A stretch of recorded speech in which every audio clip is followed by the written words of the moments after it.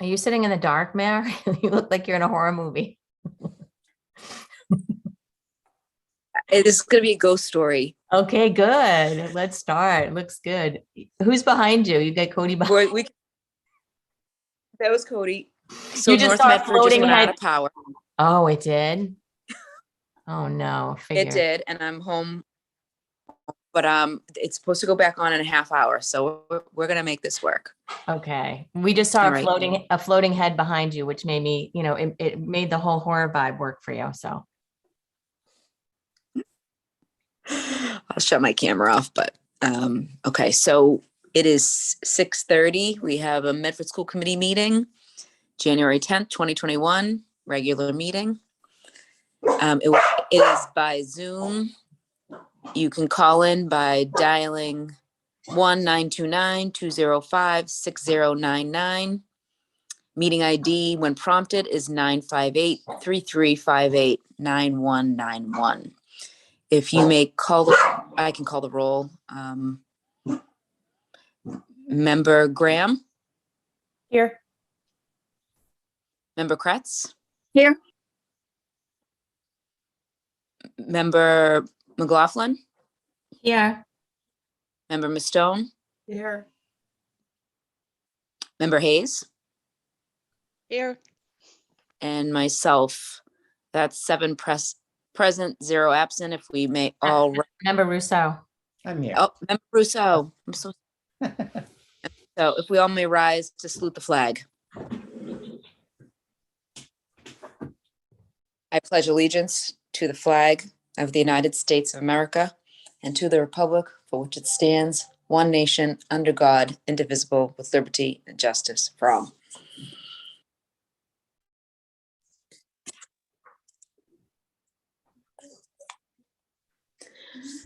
First up, we have the organization of the school committee, election of school committee officers. Is there a motion? Member Rousseau? I'd like to motion to nominate Jenny Graham for vice chair. There's a motion by Member Rousseau for Ms. Jenny Graham for vice chair. Is there a second? Second. Motion by Member Rousseau, seconded by Member McLaughlin. If there's nobody else who would like to speak, I will call the roll.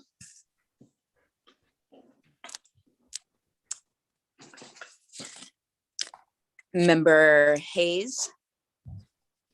Yes. Would just maybe state Jenny Graham. Sorry. Yes, Jenny Graham. Member Kretz? Yes, Jenny Graham. Member Rousseau? Yes, Jenny Graham. I don't know why I'm saying yes. Jenny Graham. Member McLaughlin? Jenny Graham. Member Graham? Jenny Graham. Member Mastone, Mayor. Member Mastone? Jenny Graham. Thank you. And myself, Jenny Graham. That's 7 in the affirmatives, 0 in the negative for member Jenny Graham to be elected as vice chair. Congratulations. Thank you. And next up, we have, is there a nomination for secretary? Mayor, Member Graham? I'd like to nominate Paul Rousseau for the role of secretary. Paul Rousseau is nominated as secretary. Is there a second?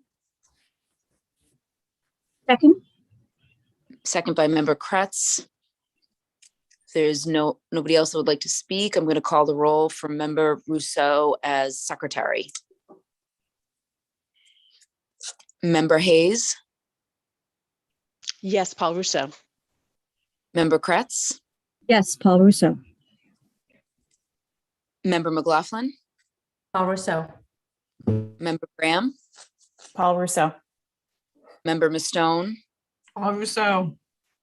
And member Rousseau? Paul Rousseau.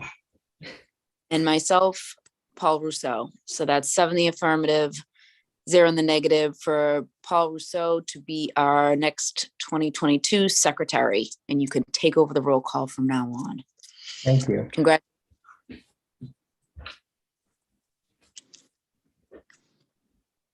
Number 4, we have good of the order. Not sure if Mayor? anybody would like. Yes, Member McLaughlin. Thank you.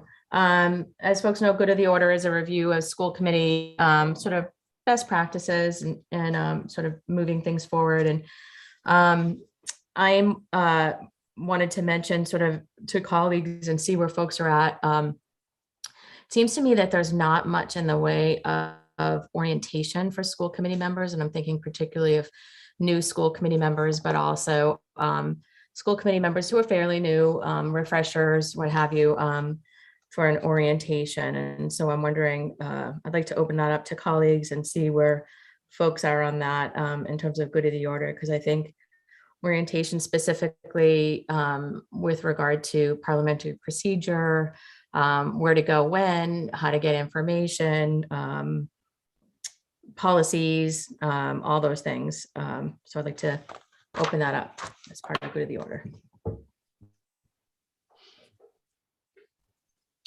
From the chair, I will just state, I think what we had 2 years ago was a great start. And I know Superintendent Edward Vincent is, especially once the surge is over, is going to try to get us all together to have a session where we can kind of collaborate and get to know each other some and ask questions. But would anybody else like to add to that?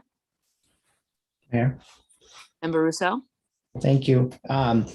I think this particular good of the order is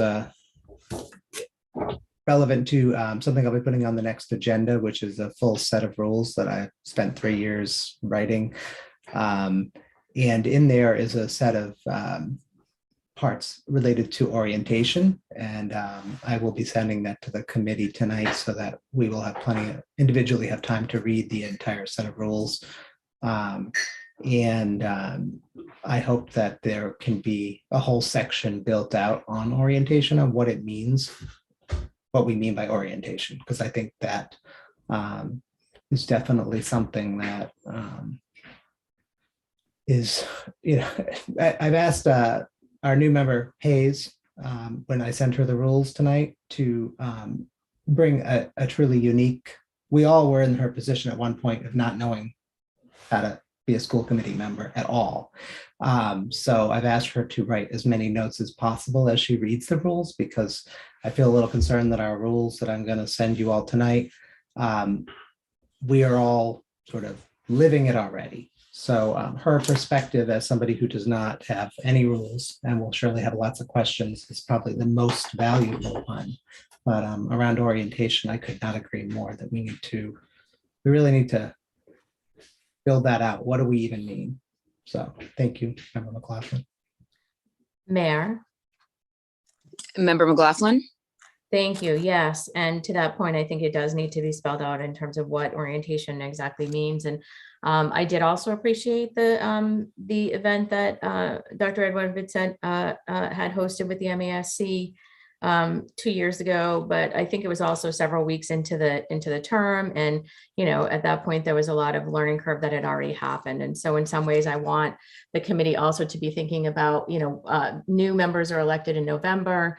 Is there an opportunity for a new member orientation before members come on board so that they're not potentially feeling so lost, and or, very much like, first year teachers, a mentor position in school committee so that, perhaps as a mentor to new school committee members or something along those lines. But I do think that it's something that really needs to be considered for the good of the order. And I would also just follow up to Member Rousseau's comment regarding the rules that he was going to send to us tonight. Member Rousseau, are these from what's posted on the website that you're referring to in terms of the school committee MPS policies, or is this something different that you're referring to?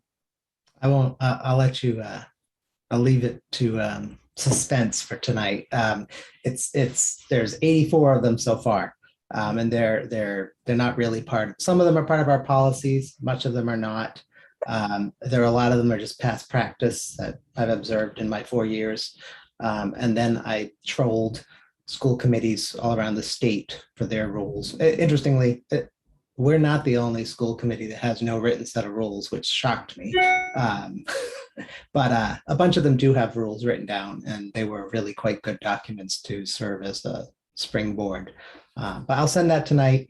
I didn't want to put it on the agenda tonight because it's not a small effort to read the full 18 pages. But I think it'll be worth it once we have something approved. So.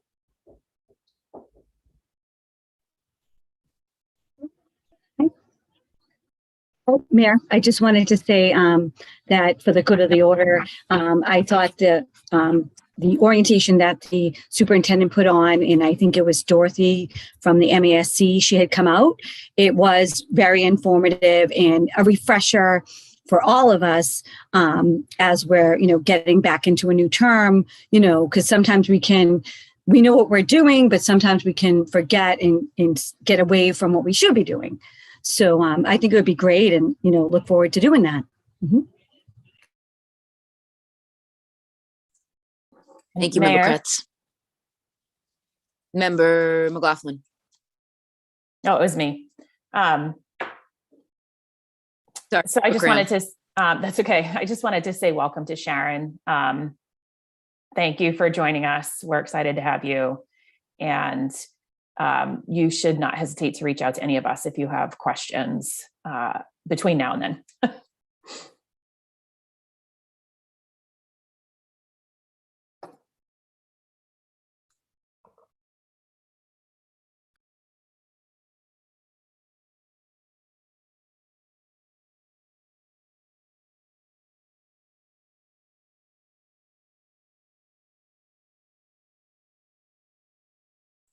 Did we lose the mayor? I was just looking for the mayor, and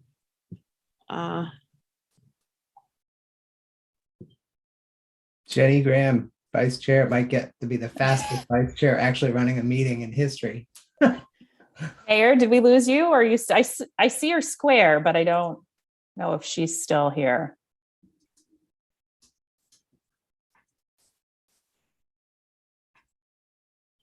Okay. Well, I will do my best to take over while she deals with her technical difficulties. Are there any other comments under the good of the order? I will definitely be pursuing doing that retreat again for us, because I did enjoy that. And I am too going to wait just for the surge to pass. So hopefully by the end of February, maybe after break or something like that, we'll be able to participate in that retreat.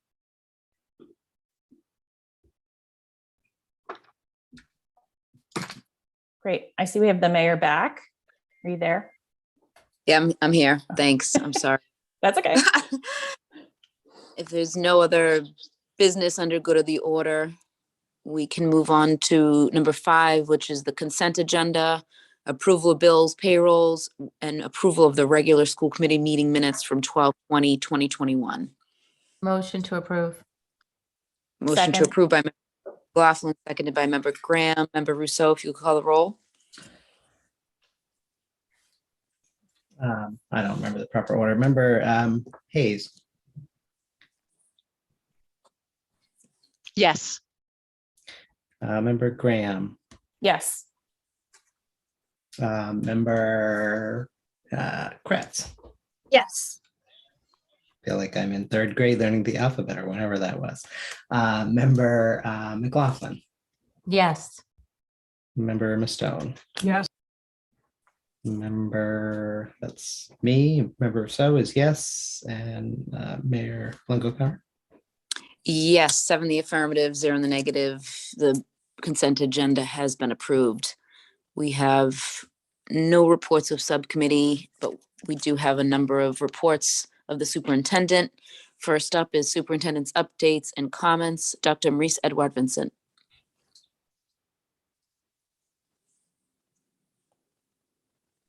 Thank you. I want to say good evening to everyone. Happy New Year.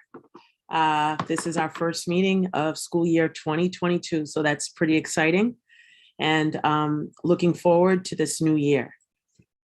So without much further ado, today our COVID-19 update will be presented after this report. It will be an official report presented by Assistant Superintendent David Murphy and our Director of Health Services, Mrs.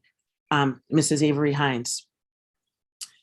As I mentioned in my communication earlier today, the weather forecast for Medford Public Schools area tomorrow is calling for extremely cold temperatures.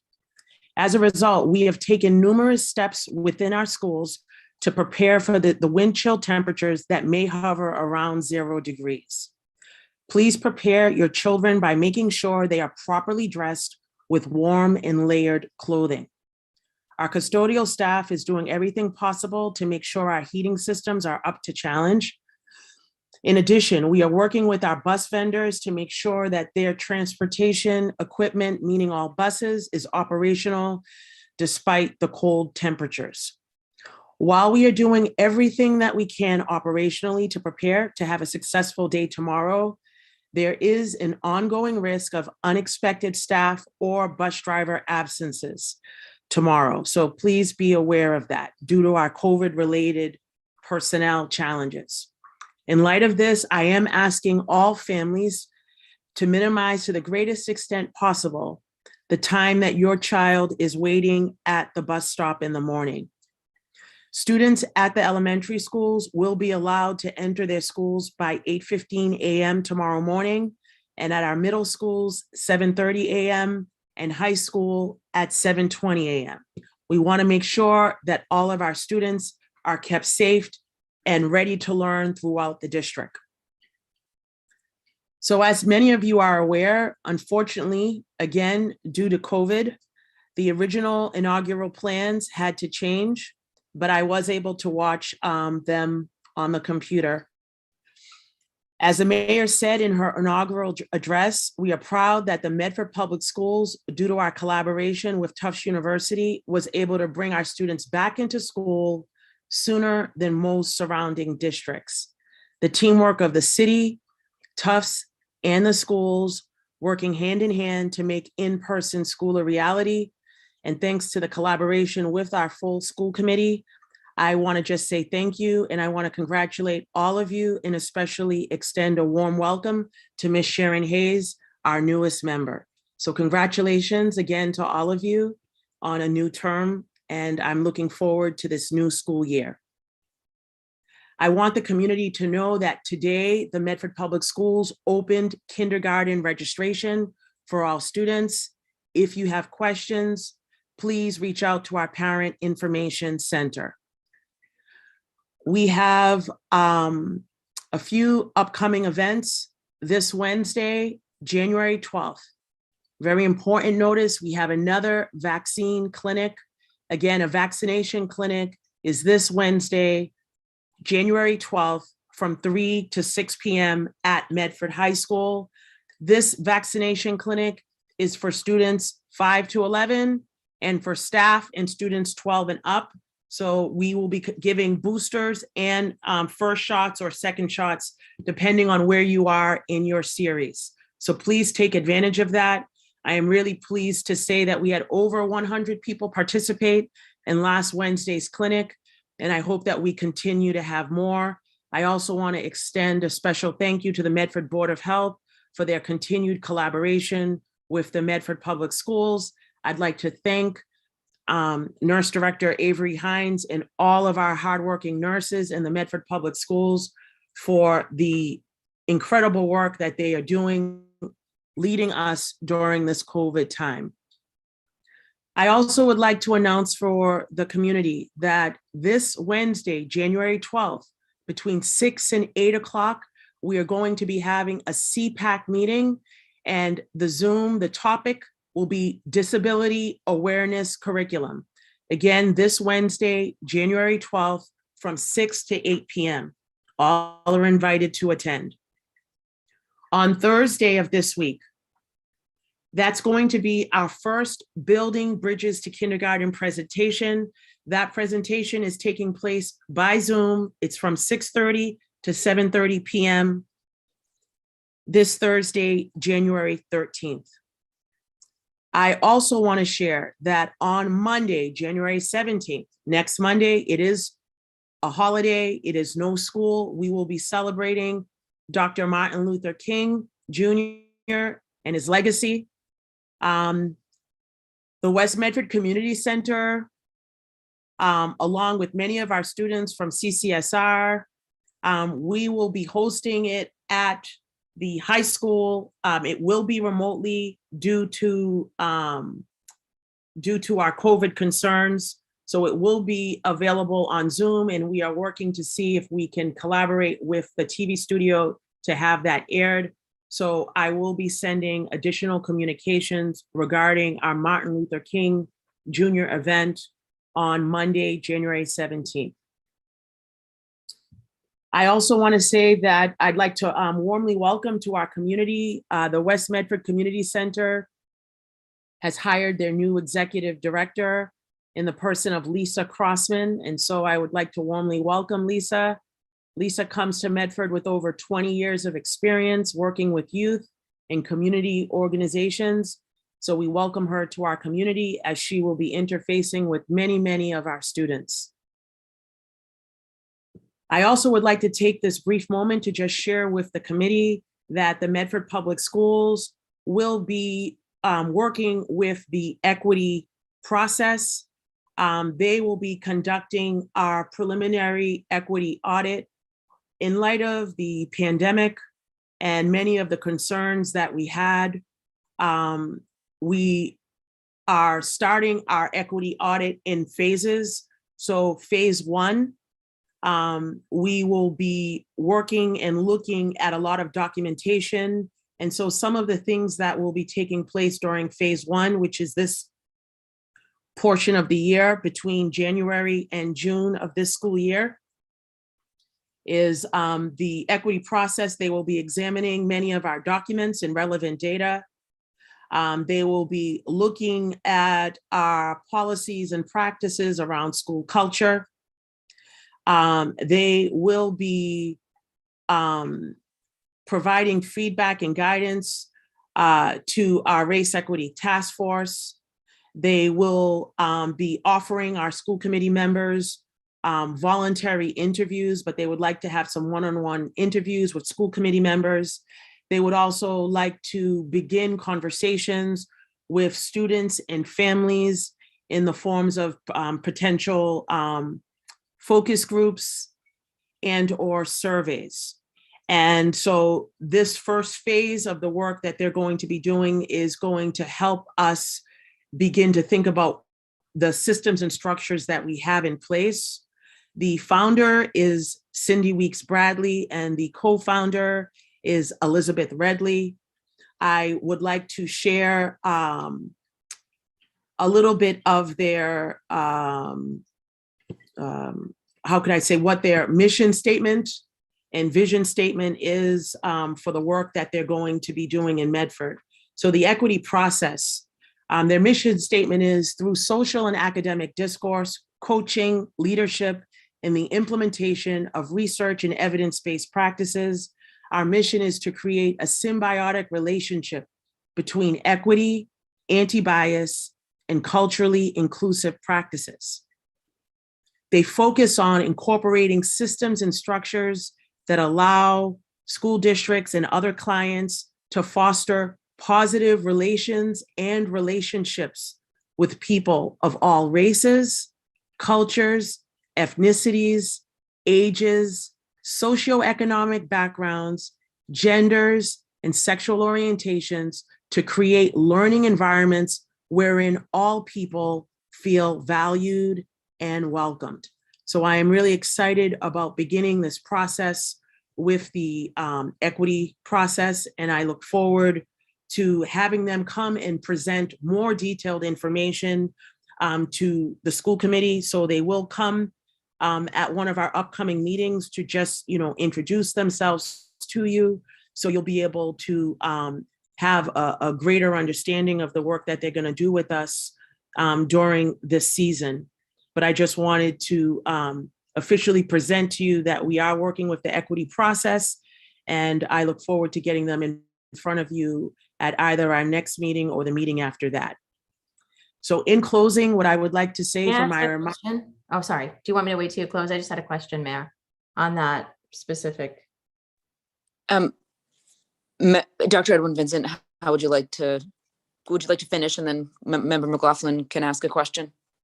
Yes, I will just finish and then I will take your question. Thank you.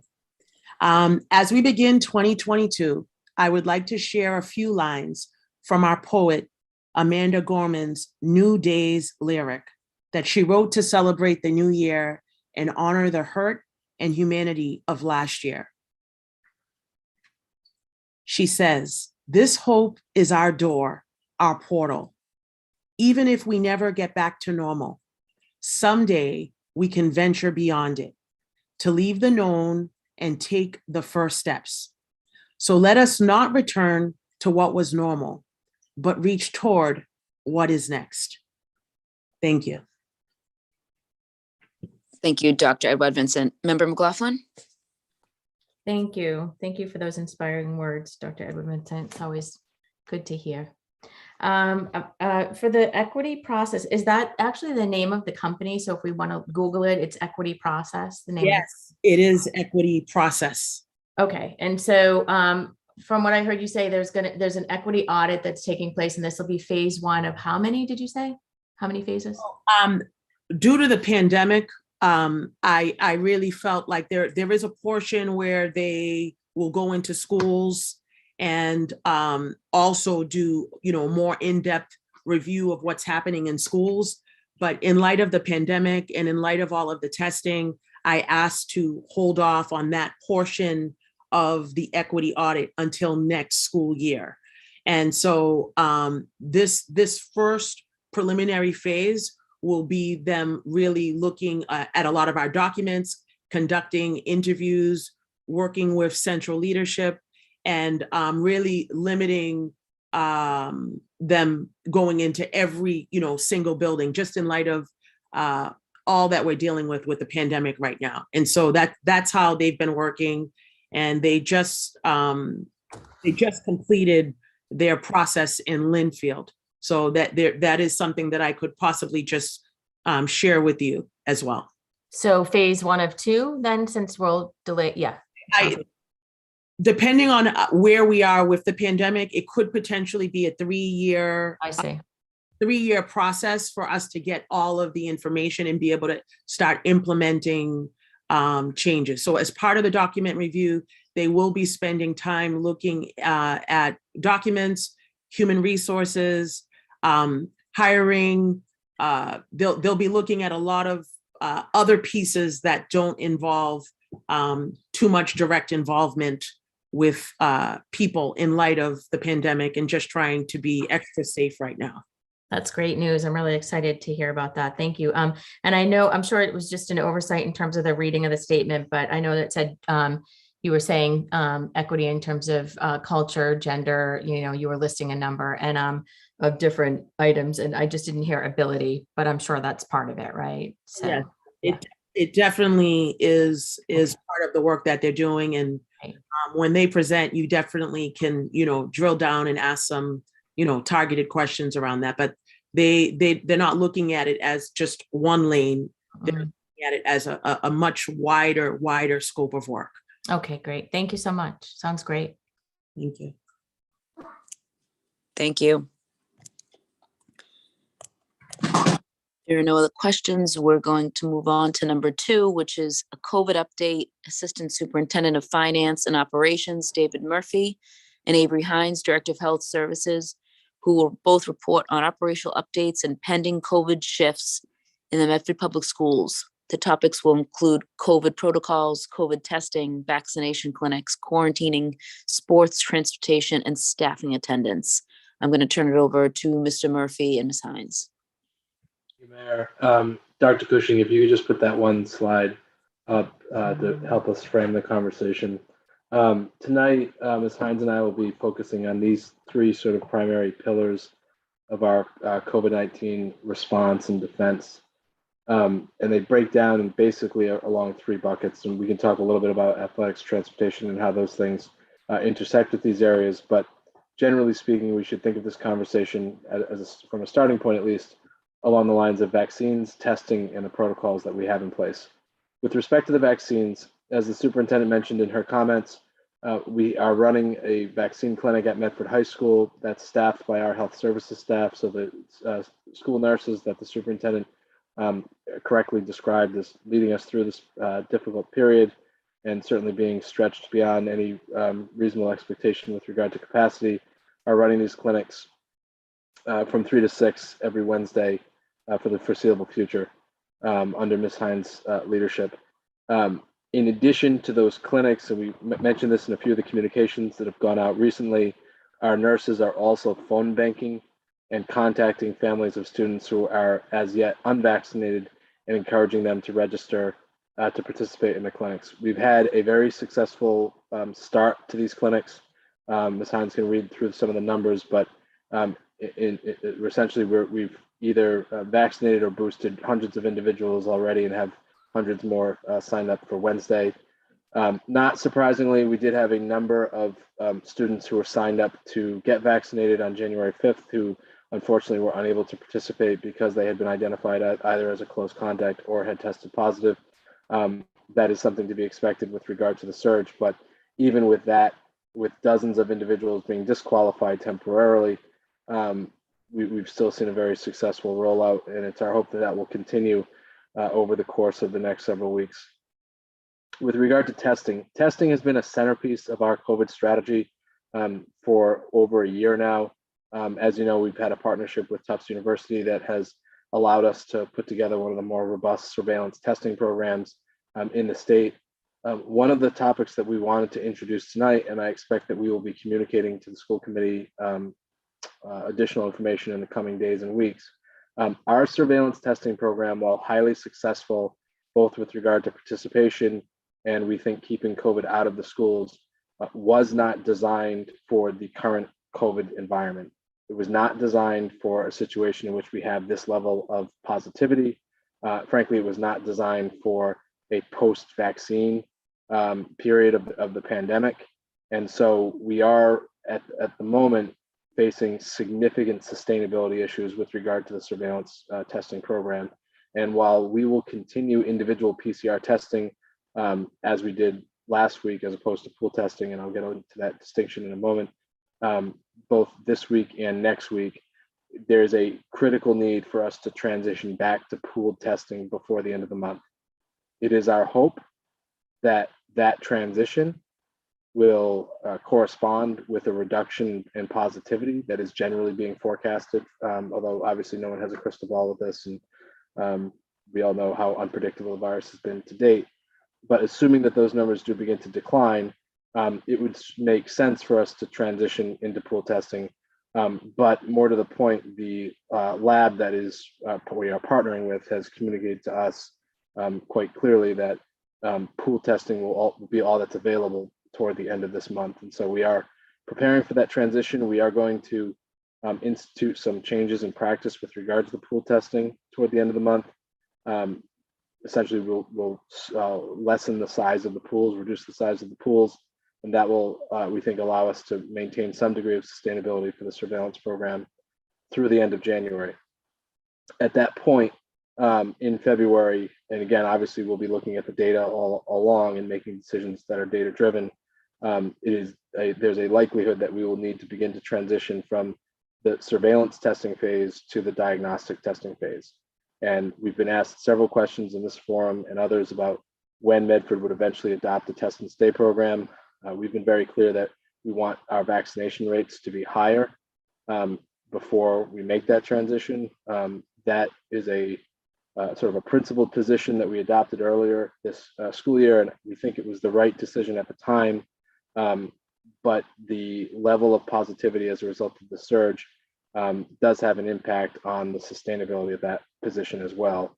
And so there should be an expectation that at some point in February, we will likely make that transition away from surveillance testing and toward a diagnostic testing phase. The third bucket is with regard to the protocols that are in place. We've had a lot of questions in recent weeks about whether the district will adopt the now CDC endorsed 5-day isolation period, which also Ms. Hines can speak to how that affects the quarantine period for those who are deemed close contacts. We are anticipating at this point making that transition effective next week. This is being done in coordination with the Board of Health from the city, who have already endorsed the 5-day provision. There are a variety of reasons as to why we think that's the right decision. We've tried to stick with the science and with the data throughout this period, and deferring to the CDC and DPH has generally been a practice that has worked for us. In addition to wanting to follow the science, there are some questions around just our ability to communicate clearly. It's very difficult for families who are being told potentially by a family physician that the isolation period is 5 days, and then they're being told by their school nurse that it's 10 days. That's leading to some difficulty and some challenges. And so, again, Ms. Hines can walk through the specifics of what are the other elements of those protocols around the 5-day isolation period. But ultimately, we feel that's a transition that we will need to make next week. The DESE mandate with regard to face masks, we will have to make our own decision at a local level eventually with regard to masking, but at least through the end of February, that decision is essentially out of our hands, as the commissioner has mandated a mask mandate for all employees and students in a school environment through the end of February. Our distancing guidelines remain the same, and our contact tracing protocols, of which I know there are a lot of questions, will likely evolve consistent or there'll be a corresponding with our transition into the diagnostic testing. So that is both a sort of a lay of the land as to where we are right now with regard to our COVID protocols, testing, and vaccines, and what members and community members should expect over the course of the next month. I'm going to ask Ms. Hines to talk a little bit about the data that we have collected over the course of the last week. I think as the committee knows, and anyone who's been following the news know, it has been a difficult week. It's been a week in which we have seen the effects of this COVID surge firsthand. It has posed, as it has over the course of the pandemic, a significant disruption to the continuity of learning that students need and that families in Medford expect. And it's something that we're doing our best to have as whole of an organization response to as possible. I know that there are some questions with regard to specifics around student absenteeism and staff absenteeism. I want to say at the outset that we've had, as you can expect, a higher than usual rate of absenteeism amongst both students and staff, concentrated mostly amongst students. Our staff absences have been challenging, but because we do have over a 90% vaccination rate amongst our staff, our staffing situation, while challenging, has not been debilitating. And I say that understanding that within individual school communities, those challenges are disproportionate, and I don't mean in any way to diminish them, but we're not at a place where we've been unable to function, and I think that's important for members of the community to know. Before the end of the week, we will provide some more specifics related to student absenteeism. We don't have specific numbers right now because these numbers are complicated and they fluctuate day to day. There can be a classroom with a third of the students that are out one day, and then only half of those turn out to be COVID related, and the following day there's only 1 or 2 students absent. So we're looking at that closely and making sure that those are coded correctly within our student information platform. And we're going to try to provide a summary for the committee before the end of the week. But the answer right now as to exactly how bad is the absenteeism is it's higher than normal, but it's not debilitating, and that's hopefully helpful in terms of tiding everyone over until we're able to really collect that data, scrub it, and make sure that we're reporting accurately. So on the data note, Dr. Cushing, you can, I think, remove this slide, and Ms. Hines has some data that's been collected over the course of the last week that we'd like to share with the committee. Thank you. Good evening. So the data that I will be speaking to is what we collected last week, our week back from break. I'm sure that these numbers, I know that these numbers are high. I think they're probably higher, but with the number of rapid tests and us relying on people to self-report symptoms and self-report at-home rapids, I don't know how accurate it is, but this is what people have given us, and this is what we have found from our health services department in our surveillance testing. Last week, we did 3,271 individual PCR tests. From that, we found 233 positive individuals. Outside of that, we had also had 126 positive individuals report to us their outside testing results. In our in-school surveillance testing, so the 233, that gave us a 7.1% positivity, which is the highest that we've been all year. Again, not surprising because we see, you know, our surrounding communities and also what the nation is going through. It's still just shocking to see the numbers, even though we know that we should have expected this. In terms of the vaccination clinic, last week we did 153 vaccinations. 35 of those were 5 to 11-year-olds who got their first dose, which is really encouraging. 7 of those were 12 to 18-year-olds that got their first dose. 45 16 through 18-year-olds got their booster dose, and 35 18 and over individuals got their booster doses. We already have 218 appointments scheduled for this Wednesday, which again is very encouraging.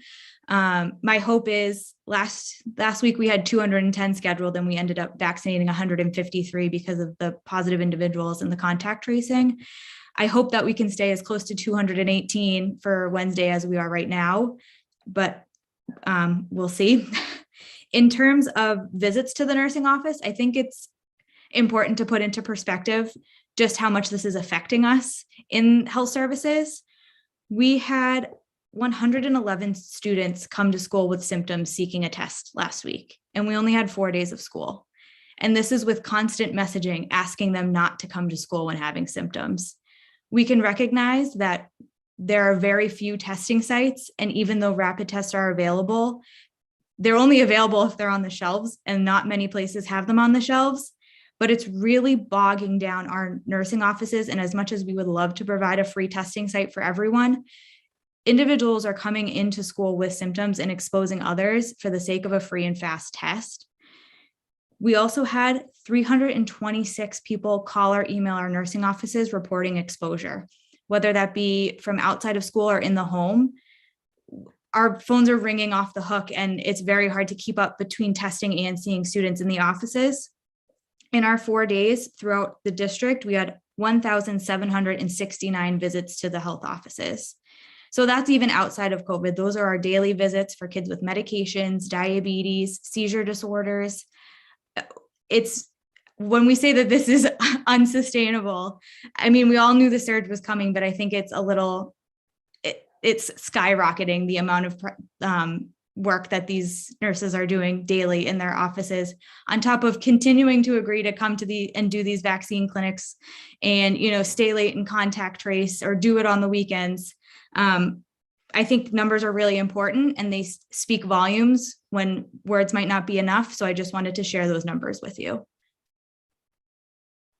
Thank you, Avery. So we understand that this is obviously a lot of information, and this surge and the implications of the surge are not going to be sort of wrapped up in a bow this evening, but we did want to communicate as clearly as possible to the school committee and to the community that some of the systems that we put in place, additional maintenance activities, for instance, or upgraded filters, are pieces that are going to outlast or outlive the pandemic, any phase of it. Other pieces were set up for a period of time that is now past, and we have a certain responsibility to be nimble enough to respond to that. That doesn't mean we pull the rug out and start changing things right now, particularly at the height of a surge. That's not going to be the case. But it is important from a planning perspective and from the perspective of working with our partners at Tufts and Broad, and eventually with the CIC through the state's Test and Stay program. We have a responsibility to keep you as informed as possible as to the need to eventually make that transition. And that is part of what we wanted to communicate tonight. So with that, we're happy to answer your questions as best as we are able to. Thank you, Mr. Murphy and Ms. Hines. If there's no question, Member McLaughlin? Yeah, that was your. Thank you. Yeah, that's me. Thank you. Thank you for this report. And Ms. Hines, thank you for all the hard work you guys are doing, and special thank you to the nurses. I just can't imagine all that you guys are going through. Those numbers were really revealing. So data definitely tells a story. Thank you for collecting that data. It's important to hear. I'm wondering about the at-home testing.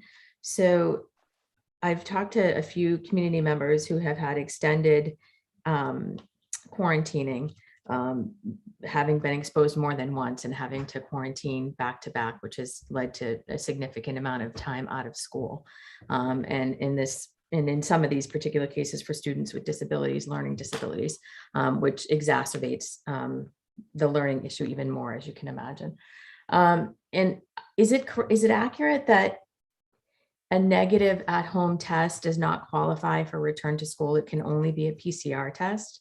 Because what I'm hearing from families is PCR testing can be an additional week to obtain, several hours outside in the below, freezing temperatures, trying to wait in line to get a PCR test and what have you. So unless parents are able to get PCR tests for students, they're not able to return. But with at-home tests, I know several districts do use the at-home test for negative acceptability. And are we or are we not allowing that? So previously, the DESE guidance and the DPH guidance has been that we would not accept rapid home tests. Yeah. When we transition to the 5-day quarantine for close contacts, we will then accept rapid tests. So that would be next week, because it is a new DESE guidance that we have not yet adopted. Okay, so that's next week, so that's January 17th, Dave? Is that what was on the slide? That's correct. Yep, next week.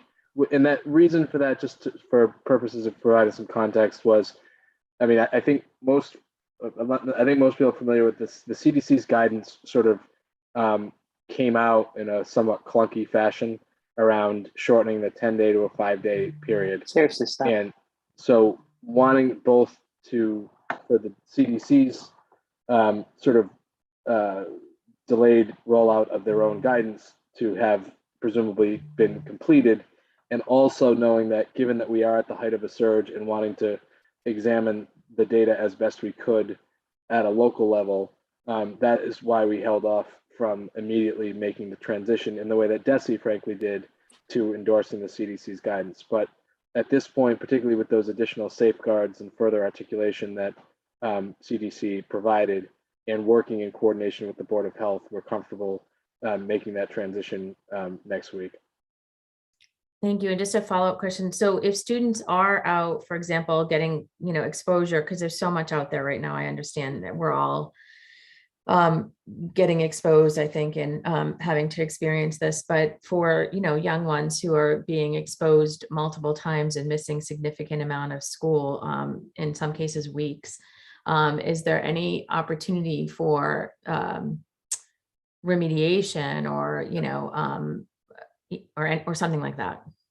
Thank you. It's a really important question, and it was actually raised by an administrator earlier this evening. And I think the last time we reported on this, if I'm remembering correctly, was on December 7th. And on that meeting, we referred back to some guidance that the administration put out in late October, early November, which was guidance that we developed in consultation with our largest bargaining partner, the teachers union. What we said at the time was that the type of additional support has to be individualized to the situation. So sometimes that will mean additional after school hours, which a number of schools have provided, and the teachers have been very cooperative in supporting us in. Other times it's been with concurrent instruction in a virtual environment. And the sort of 3 prongs that we said that each situation should be reviewed under is: what is the grade level, what is the content area, what is the particular lesson. And we are continue to encourage administrators to work with teachers and to make sure that each of their classrooms in their school and each of the programs in their school are being looked at on a case-by-case basis to see how we can best provide that additional support. I think in addition to that, we're going to need to roll out a variety of acceleration and remedial support measures in the spring using the ESSER funding. And in doing that, my hope is that we're able to bridge those gaps even further. All that being said, this is a huge disruption to students' education. And the continuity of instruction and that disruption has a disproportionate impact on some of our more vulnerable learners. We know that, and that's something that it is going to be incumbent upon us to be highly vigilant, both this school year, during the summer, and beyond, to make sure that these students' educational careers are not defined entirely by this disruption. So I say that only to say, like, we're providing a lot of support, and I think we're being very innovative and we're being very vigilant about the work that needs to be done, we should not in any way underestimate the scale of the challenge that is before us. And it gets worse each time we have to send students out, which, again, the way to avoid that in many cases is to get vaccinated.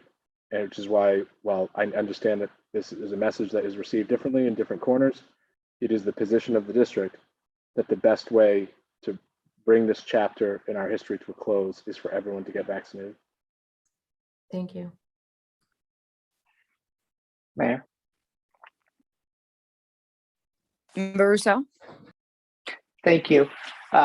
First of all, thank you, Nurse Hines, and all of your staff, and actually all the staff of MPS. It's hard to fathom that after the exhaustion that was already upon everybody, that somehow that could look like a good day after this last couple of weeks. I have a couple of sort of detailed questions about test and stay. Other districts that have done test and stay, what I've heard from school committee members in other districts is that because of an inability to have 10,000 tests available per week or more, the nursing staff has had to ration it and decide which symptoms are bad enough to suggest that the student should actually get a rapid test. And that just seems to me to be reckless and playing with fire. In my mind, if we do test and stay, if a kid comes in and goes sniffles once, we use a test. Are there hopes that we're going to be able to have enough tests to implement test and stay? I mean, I don't know if the supply chain is different for schools than it is for literally the rest of us. But as somebody wrote a funny little thing about trying to get a test on Walmart.com, and I almost cried. I laughed so hard because, I mean, I don't know about you all, but I've been to Walmart.com probably 1,000 times and gotten tests once. So I just want us to not dangle test and stay if we're not going to have thousands of tests a week coming in. I also want to remind everybody who's on the call, not us, not on the members, but that test and stay has nothing to do with your unvaccinated child. It's a friendly reminder that, and I did have one question other than the volume of inventory. Is the isolation timeframe the same for unvaccinated students as it is for vaccinated? Yes. So the isolation timeline would be the same whether you are vaccinated and positive or unvaccinated and positive. What really determines it is your symptomology. So whether you have symptoms or not when you test positive, that would determine. It's a base of 5 days, meaning a full 5-day isolation. Earliest you could return is day 6, because you always want to do that full 5 days. And then if you continue to have symptoms or your symptoms aren't improving, they're getting worse, or you continue with fever, we would not want you coming in on that 6th day. You would continue to isolate, because if you're still having symptoms, you're still shedding the virus and you're still infectious. To touch on the rapid test production and test and stay and having to ration, the test that would be provided for test and stay would be through the state program with CIC, who would be doing the test and stay in our offices. We also have our own ration of rapid tests that our nurses would be administering with symptomatic individuals if they, after a full nursing assessment where we're looking at every symptom or even doing some motivational interviewing to see if they have symptoms they might not recognize as symptoms, we would then have our own ration of tests that we could use for those students in our offices. Whereas test and stay, students upon arrival to school, whether they have symptoms or not, are being tested. If they have symptoms and they are a close contact, they would be dismissed until they could get a PCR. Just because they had that exposure and now they're having symptoms, most likely if they're having symptoms, they would test positive on that rapid test during their test and stay procedure. But again, test and stay is only for unvaccinated close contacts in the school setting. And it just means they can go to school during that 5-day timeline where they're being tested daily before school, they would still be required to quarantine outside of school. So it's not a get out of jail free card. It's a be able to go to school and learn safely, but still go home and, try and reduce the amount of people you're seeing between now and when your quarantine period ends to try and, reduce the risk of infecting others. Point of information. Thank you. Point of information. Member Hayes, but Member Hayes is next, but point of information, Member McLaughlin? No, I'll wait for Member Hayes. I just wanted to follow up on something Ms. Hines said to articulate for, I had a question on something she said. So I'll wait for after Member Hayes. Thank you. Thanks. Member Hayes? Hi, thank you. I want to reiterate what everyone else has said and thank you all for the work you're doing. This is a really tough time, and I've seen Avery Hines on updating the tracker late at night when I've been checking the tracker. So I know the hours you're putting in, and they're incredible, and the school nurses have been wonderful. My question is about communication. I know the last meeting there was discussion again of written communication going home rather than just the website and the email.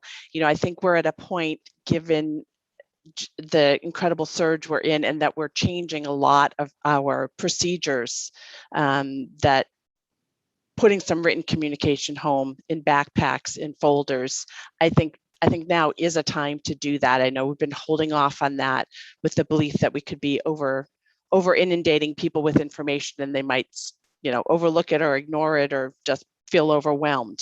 But at this point, I think as much communication as we can get to people as possible, even this, I know it would have to be updated because it's already out of date, but the written for tonight that you put together, Ms. Hines, something like that with the updated procedures, and especially because we really do want to get people vaccinated, as Mr. Murphy said, that's the key now. So making sure people know about the vaccination clinics, know how to register, I think every way possible that we can get the communication out is necessary. Thank you, Ms. Hayes. I think that's a point well taken, and I think with regard to the vaccine clinics, we're trying to, as I'm sure members of the community, I hope have noticed, communicate in every way we possibly can to try to get as much information out there as possible. And I would agree that utilizing the tried and true method of the backpack delivery with regard to the vaccination clinics is a good idea and something that we can work toward in the next week. With regard to some of the other elements, I think you're right that we should broaden the platforms by which we're communicating this information, but I would just ask that we hold off until we're actually implementing some of these changes. So tonight is sort of a forecast of changes that will go into effect in the coming weeks. And I think as we get closer to that period, keeping an eye on the data in the interim period so that we can confirm that we actually do make some of these shifts, which we think are inevitable. And we'll also, again, we're hoping that it corresponds with some of the projections around the data of the surge.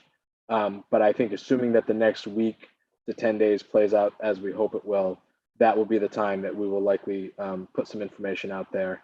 And I think that preceding that could very well be the vaccination clinics wanting to make sure that it's out there in as many different languages and as many different methods as we possibly can. So thank you for that suggestion, and we'll put that into practice in the coming days. Thank you. Member McLaughlin? Yes, thank you. I want to reiterate Member Hayes, through the chair as well, for the need for communication and friendly suggestion for a visual flow chart communication for these things. I think visuals help a lot of families and a lot of people do the TLDR sort of method, too long didn't read. And so, a simple visual where, if you're this, yes, if you're not, no, and sort of, what the next thing is with the vaccination clinics at the bottom, one page could be really helpful. And even a ticker on Medford Community Meter on the vaccination methods. I think there's a lot of ways to sort of reach folks. But the follow-up question that I had was, I'm not sure that I understood you correctly. Did you say that it's the unvaccinated that will get the test for the test and stay, or the vaccinated that the unvaccinated will get the test for the test and stay? Vaccinated individuals are not required to quarantine or test after exposure. So it would be those that are unvaccinated in our schools that have in-school exposure that are able to participate in test and stay. If they have an outside of school exposure, they are not able to participate in test and stay for that exposure. It is only for in-school exposure for unvaccinated individuals. Okay. And then if they have an out of school, that's good to know. That's a really big differentiation. It is. And so, yeah, that has to be really driven home. And so for out of school exposure, it will likely change though, of what we're hearing. You know, we don't know, Dave, but it seems like as of January 17th, it will change from requiring a PCR test to an at-home test. Yeah, in conjunction with the reduction of the isolation period. Reduction to 5 days, you mean? Correct. Or what? Yeah. From 10 to 5. Yeah, in conjunction with, so if they have a positive 5 days, if they have a negative, obviously they can come back to school, right?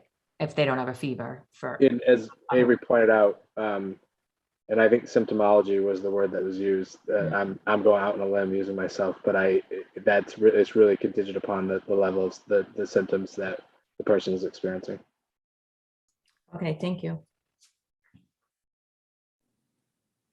Thank you both. Oh, Member Graham?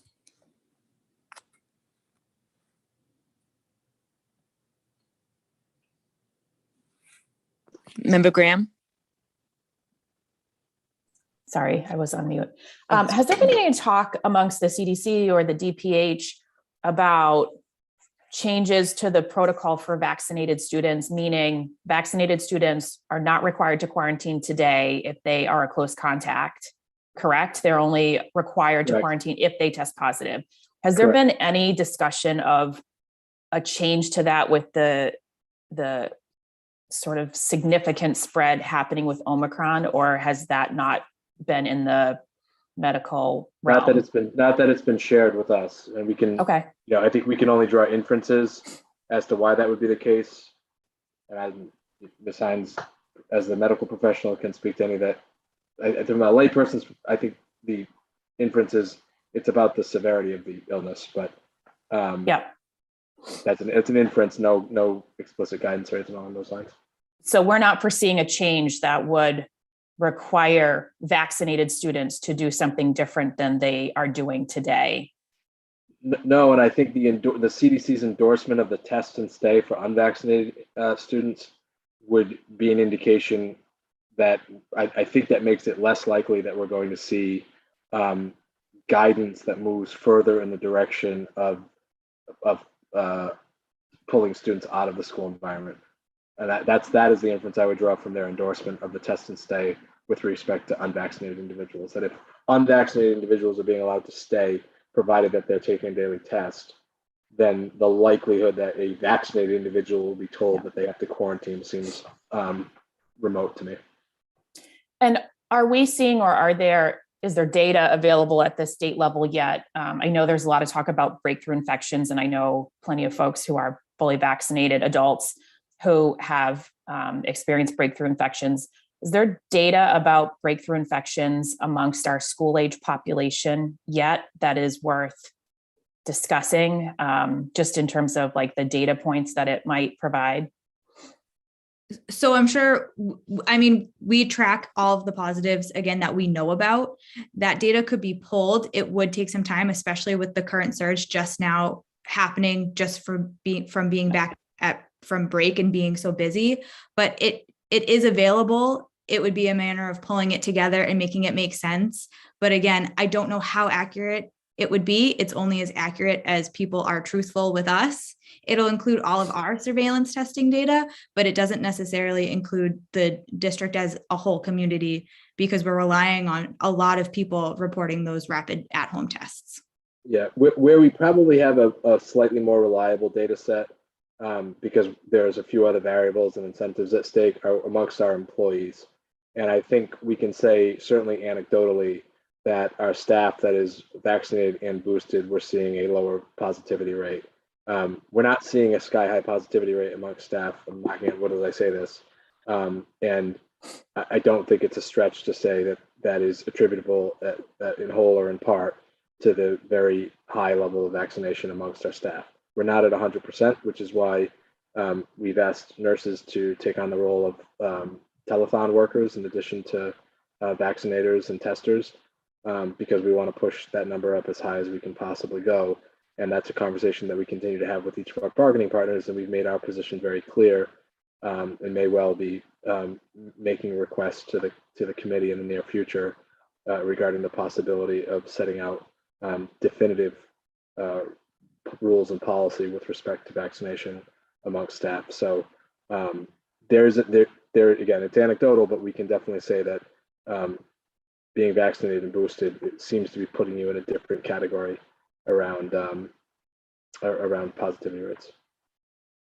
And last week, leading up to the vaccine clinics, I heard and saw a number of people commenting about how the system was full, and it wasn't at various points in time. But I think the question I have is, like, is there a like, if 1,000 people showed up on Wednesday, do you have 1,000 doses to dish out, or is there an upper limit? Like, I just want as many people to go to those clinics as possible, because the way for your child to go to school every day is for them to get fully vaccinated, which does take time. So the sooner you start, the sooner you can sort of be in that clear space. That's a really good question. It's really a question for the Board of Health, because that's our supplier. What I could say, and Ms. Hines, obviously correct me if I misspeak, but we've got 218 people signed up right now. We've definitely got 218, a supply that will cover that. We have a supply that will cover more than that. And while we did accept walk-ins at the last clinic, and we are likely to be able to accept walk-ins at this clinic, part of our marketing strategy, if you will, is to implement a registration system, which there are organizational logistical reasons that we need to do that. But the registration is also a way of sort of creating a supply demand equation that we hope incentivizes people to come out. But if you find yourself in a situation in which you didn't register, it would be a good idea to come to the clinic anyway. It's likely you'll get vaccinated. And if we're fortunate enough to have the types of numbers that Ms. Graham is suggesting, at a minimum, you'll leave with a free of charge registration for the next clinic, which is always a good thing as well. Okay, thank you. Thank you. Thank you for the presentation. We're going to move on to Mayor. Member Kretz. Member Kretz. Hi. All right. Yes, thank you, Ms. Hines, Mr. Murphy, and everybody for the report, and all the nurses for everything you're doing. So I just wanted to know if currently on our website we do have the Medford School COVID exposure guidance. So will that be updated for next week? Because it still has some of the information. Tested positive for COVID-19, must isolate for 10 days. I think that will have to be updated, if we could, in preparation for next week. Yeah, I agree. This presentation is actually the first time that we're publicly committing I think anyway, publicly committing to making that transition. So we've got people, frankly, that are on a 10-day quarantine or isolation period right now, and we're trying to be as clear as we possibly can. But all that information will eventually be updated upon implementation of this, or shortly before that. We wouldn't, if we weren't confident we're going to make this transition, we wouldn't be obviously speaking about it publicly tonight. At the same time, we are looking at the data on a day-to-day basis, and we want the data to drive these decisions. So that's why we're just being somewhat careful and moving at a somewhat methodical pace to make some of these changes. Thank you.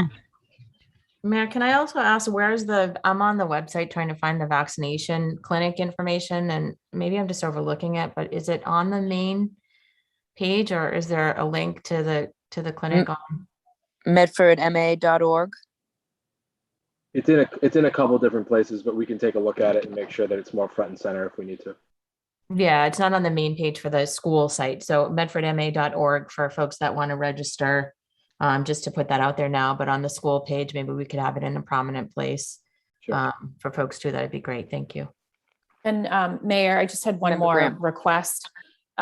When we communicate about this change that's upcoming to the guidance, I think we need to be really abundantly clear about what an in-school exposure is and what it is not. So I'm assuming that if your child is exposed through youth sports in Medford, that does not qualify as an in-school exposure.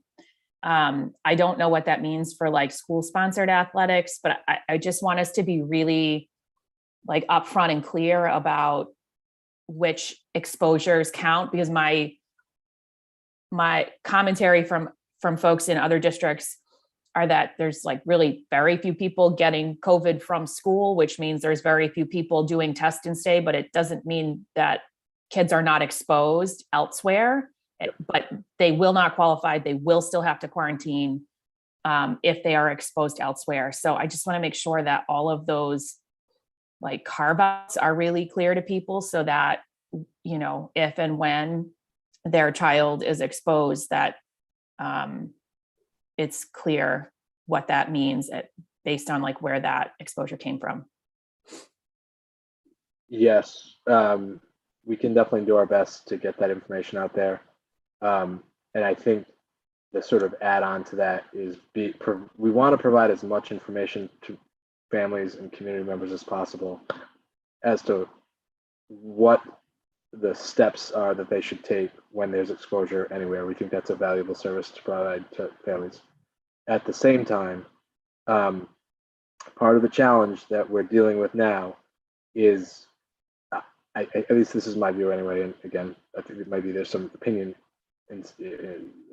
embedded in this, but we've become a very good resource for all things COVID in the community.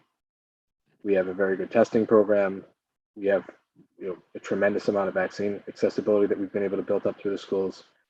We have a responsibility to make sure that our desire to be a resource for the community does not diminish our capacity to execute our core mission of educating children. And I think that we have a pronounced responsibility to do that as the nature of the role the virus plays in society changes. So as we're not transitioning tonight to endemic phase, right? We all recognize that. But as we sort of grapple with the reality that COVID is going to be present in our lives indefinitely, there's a need for us to change the way in which we as a school system focused on education operationalize our response. And I think what we owe to the community is to be as clear as possible, and when we make those transitions, provide as much context as we can and provide as much accurate information to the community as we can. Thank you very much. I know Member McLaughlin just put the link in the chat, so you can go on that school link, or you can go to medfordma.org to register. Next, we have Excuse me. number 3. Mayor, I think there's one more hand, sorry. Thank you. One last question, just can you give an update on the possibility of, it was discussed last time, the in-school, school day vaccinations for those who might not be able to access the high school after school? I honestly, Ms. Hayes, thank you for that question. It's as I said the last time, we definitely want to do that. We think that's really important, particularly for our 5 to 11-year-old population. We don't have a specific date yet, and it is something we're going to have to work closely with the Board of Health, because it's going to change a little bit the registration process. But it's something that we're going to work on, and my hope would be that we'd be able to do that within the coming weeks. Thank you. Thank you. We have report number 3, which is an assessment update. Assistant Superintendent of Secondary Education, Dr. Peter Cushing, will present on the status of upcoming assessments at the secondary level, grades 6 through 12. Dr. Cushing. Thank you, Madam Mayor and members of the school committee. It's great to speak on something that is part of our core academic function assessment and making sure that we're really understanding where our students are and how we can best move forward. Last week, we received a verbal update from the state that was confirmed in the commissioner's written update today. And Mr. Teixeira will talk more about this in his update, but the window for access testing has been extended to March 4th. Its original end was February 10th. So that will then give us a little bit of an opportunity to shift around what was our planned NWA MAP growth test. So we are talking about shifting our assessments. We don't want to line these assessments up so that students are over-assessed. It's definitely something that we want to be wary of. And following this second assessment at the secondary level, we will be issuing reports to parents that will show growth from the first assessment that was done in the fall as compared to the second assessment, and then there will be a third assessment at the end of the year. We anticipate the reports will be given to parents and caregivers in early February, and we're currently targeting the first week of February in light of the potential to move up the assessment window. The secondary team will also be providing an information session with other opportunities for parents to learn about their student scores, what they mean. There's going to be some new language that'll be new to parents. So we want to provide multiple opportunities, one main opportunity, but then multiple other opportunities for parents to be able to understand the data and to understand these reports that will be part of their child's academic portfolio moving forward in our district. I also wanted to provide an update on PSAT for grades 10 and 11. So earlier this year in October, we provided free to all students, which is a really great thing because it's about equity and access. And while college is not the only answer for students looking at their post-secondary life, many students do go that route. So 550 10th and 11th graders out of a population of 627, so that's approximately 88% in that grade span took the assessment. Some students opted out, that was their choice, it wasn't a requirement. Data was returned to the district last week, and we have just begun our analysis. As I mentioned previously, one of the great things about the PSAT being delivered in grades 10 and 11 is it allows us access to a tool called AP Potential. And what AP Potential does is it allows us to identify students who are likely to score a 3 or higher on an AP exam. Why is that important?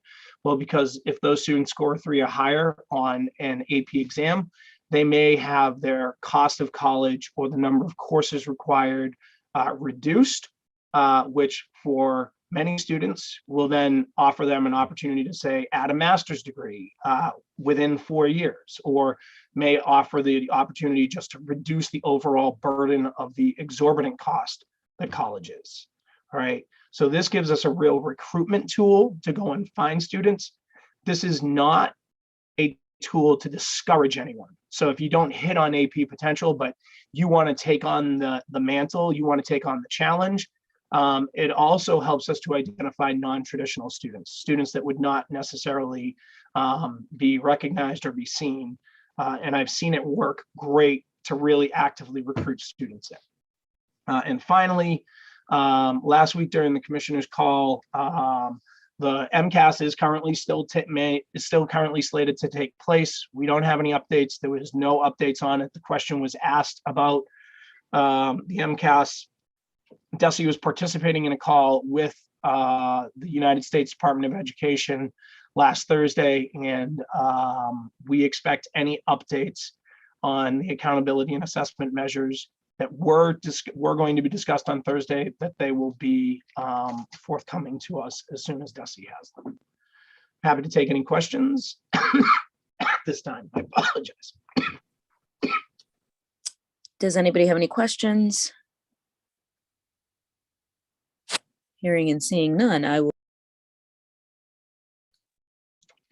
I know Member Graham has her hand up.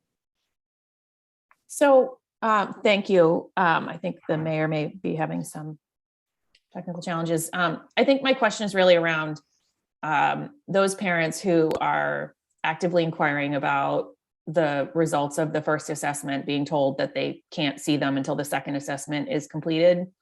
And at the middle school level, I think that is a huge struggle. There are no parent-teacher conferences built into the academic curriculum for middle school families. And right now, there's lots of families who are disproportionately involved in their child's education, with kids being out on quarantine and everything else. And I'm just struggling with the wisdom of telling parents that they have to wait until February to understand sort of where their kids are at baseline if the school knows this information. Well, we didn't, in working with our partner, where we didn't have conferences, we didn't have an opportunity to get that information across the way that we would want to, like the elementary schools can, with conferences and with the early literacy screener that's done for K through 2. We just didn't have that opportunity, as you mentioned, with conferences, to really sit down and talk one-on-one with parents. And NWEA MAP, when we were discussing this, thought it was best that we would wait. We thought it would be good to wait and as well, so that parents would have the understanding of like, okay, here's where they were and here's where they grow to, not an immediate panic of, oh my God, this is where they are. And, you know, where it's a new assessment, some students may have struggled simply with taking the assessment and those types of problems that come with a new assessment. So, you know, I can understand people's frustration, but that frustration will be coming to an end very soon, and the reports will be distributed so that they can have that information. I think the other question I had, we had on the list of approved reports that the school committee passed a year ago or so, we had routine aggregated reports for the screener tools being used at the early literacy level, and I haven't seen them yet, but I want to make sure that this committee is getting results each and every time these tests are administered, so that we can understand at baseline where folks are, what the growth opportunities are, et cetera. I know MAP is a new tool, but I've been on the committee for 2 years now, and I've never seen an aggregated report that's been produced out of a screener. So I think, you know, that was approved by this committee in the last year and a half or so. And I would like to see those reports be presented to us in a more systemic fashion going forward, so that we can have some understanding of, you know, where our students are at, because we actually are responsible for academic success, and we have zero tools really to know that right now. And I appreciate that. And I don't want to speak for Suzanne Galusi, who's also on the call, but we will definitely provide you that information, and we'll definitely provide those reports to you so that you can understand how, like, what I really appreciate about NWEA MAP and the frequency of the assessment is that it will really give us an opportunity to litmus test and to measure our curriculum enhancements, the work that we're doing, supporting faculty and staff to help them to grow, and also the investments that we're making across the board in a variety of tools to support our students that go beyond, say, FOSS science or whatever the curriculum package might be. So that's where I really appreciate this. Yeah, and I've heard very good things about the quality of the data that can be provided to us, which is exciting. I think my final question is, this withholding of information from parents happening this year because it's the first outing will not happen next year during the first test. Is that true? This will not happen again. This is simply just as we launched. This was a conscientious decision to make sure that we were not giving data that was going to cause potential parent problems and concerns when it was the first assessment, and really wanted to make sure that we were providing parents with detailed information that shows growth over a period of time. Okay, thank you. I'm not able to see who, and if there's hands up, would anybody else like to ask a question before I move on? I just wanted to say, Mayor, that I'm so excited that as a district, we finally have a tool that can actually give us data. And I know that this is year one, so we're kind of like at ground zero, but moving forward, we will now have that data available that was never available before. So I'm looking forward to being able to really dig deeply into this internal data, K-12 as a district, to be able to watch and monitor our progress, especially now more than ever, since our MCAS cycle, which we used to use in the past as a result of the pandemic, has been interrupted. So we will have a different source that isn't going to be interrupted. So I just wanted to add that piece of information for context. Thank you. Thank you, Dr. Edmondson. And thank you for the presentation, Dr. Cushing. We have report number 4, which is English Learners EL Updates. Director of English Learners, Paul Texera, will report on 2021 WIDA access scores and English Learners Department updates. Mr. Texera. Good evening, everyone. Happy New Year. Welcome to Member Hayes. Every January, we administer the access test, which is a single test comprised of 4 domains, listening, reading, writing, and speaking. So it's actually 4 different tests that measure students' English language development. And we do compare from year to year, and students get a report and families get a report from year to year. The test is taken online in grades 1 through 12, with the exception of grades 1 through 3. The writing portion of the test is paper-based, and for kindergarten students, the entire test is paper-based. It's given one-to-one. As Dr. Cushing just mentioned, they extended the date out to March 4th. Typically, we have a 6-week window and especially at the elementary schools, because the tests are given to students based on their language proficiency and their grade level. So it's a big puzzle to put together when you're administering the tests for the students. So we staggered the tests throughout the district.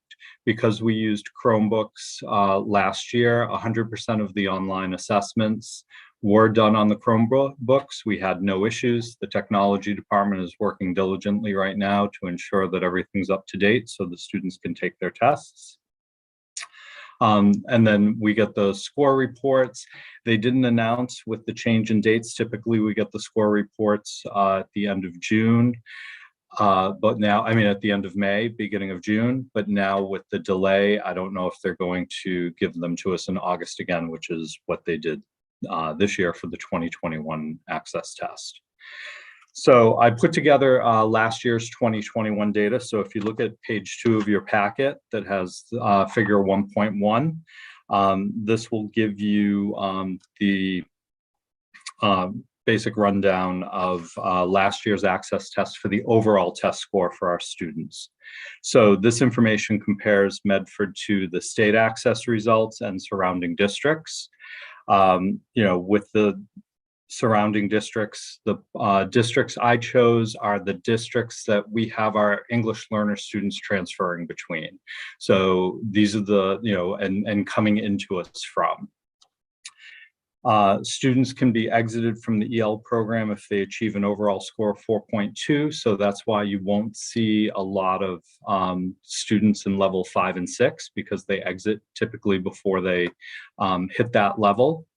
At the end of every school year, again, depending upon when we get the results, we have what we call language acquisition team meetings, where I meet with all of the teachers and we use this data and other data to determine students' placements, and if we reclassify them as a former English learner, if they can exit newcomers, how many periods of EL they need a day. Access is a big part of it, but it's not the only part of it. Going back to the data, if you look, Medford had the highest participation rate of our neighboring districts. We had a 95% participation rate on the test.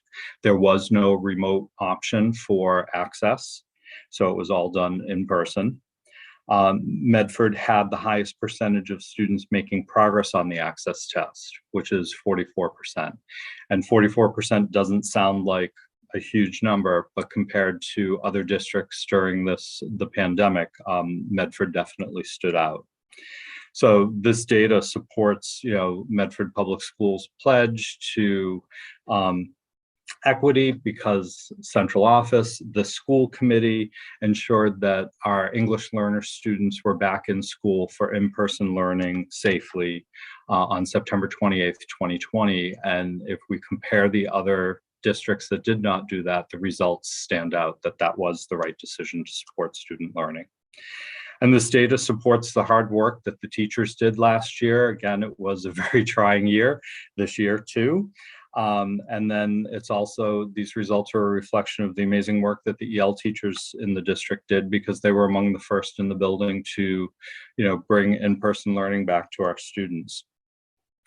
So I've said this before in previous meetings that yes, we can compare ourselves to the state, because essentially Medford is a microcosm of, ELs across the state. And then we can compare ourselves to other districts, but I always like to compare ourselves to ourselves year from year. And so looking at the previous year's data, so we administered the 2020 access test in January, February of 2020, and that was before the shutdown. So that data is an accurate reflection of a typical school year for us. We administered the 2021 access test in April of 2021 because they did extend the window.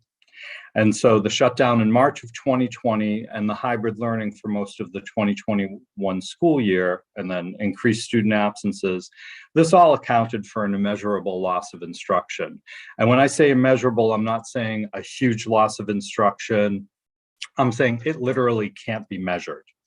And so when we look at our percentages, the percentage of students that were not making progress compared to the previous year increased by 9%. And so that, obviously is not an increase we want to see, but given the year that we had in the previous year, a 9% increase isn't huge. It's not bad data for what our students actually, did on the assessments. And then when I drilled down further, I looked at, the highest increase of students not making progress. That was in grades 6 through 8, which was 22%. And what that tells me is our co-teaching model in grades 6 to 8 is critically important for our EL students, because we did not have the same co-teaching model during the 2021 school year. And on your paper, if you go back to the previous page, I gave you a quick graph of students in grades 6 through 8 making progress. So in 2019, 46% of our middle school students made progress on the access test. We did have co-teaching in math that year only. In 2020, we had co-teaching in math and science, and so our progress jumped up to 54%. Last year, because of COVID and we couldn't cross teams and we couldn't integrate into other classrooms, our progress at the middle school level was 32%. So if this data tells me anything, it's that we need to continue with our co-teaching model, and that the co-teaching model is a successful measure for our EL students. So then if we go to the numbers and percentages page, I like to give you the updates on our enrollment for EL students, and using data from going back as far as 15, 16, and it tells the number of EL students and what percentage of our population that is. And so if we just compare us to last year, 2021, our numbers were down. We knew they were down, the borders were closed, people weren't permitted into the country. So we ended the school year with 410 students. At this moment in time, we are currently up to 511 students. So we've experienced, and this is our biggest increase. We've had over 500 students, EL students in the district at any given moment in the past, because we have a very fluid population of students coming in, registering, being settled for a small period of time, finding permanent housing somewhere else. But right now, these are our current numbers in real time. And so that's 12.2% of the student population are current English learner students.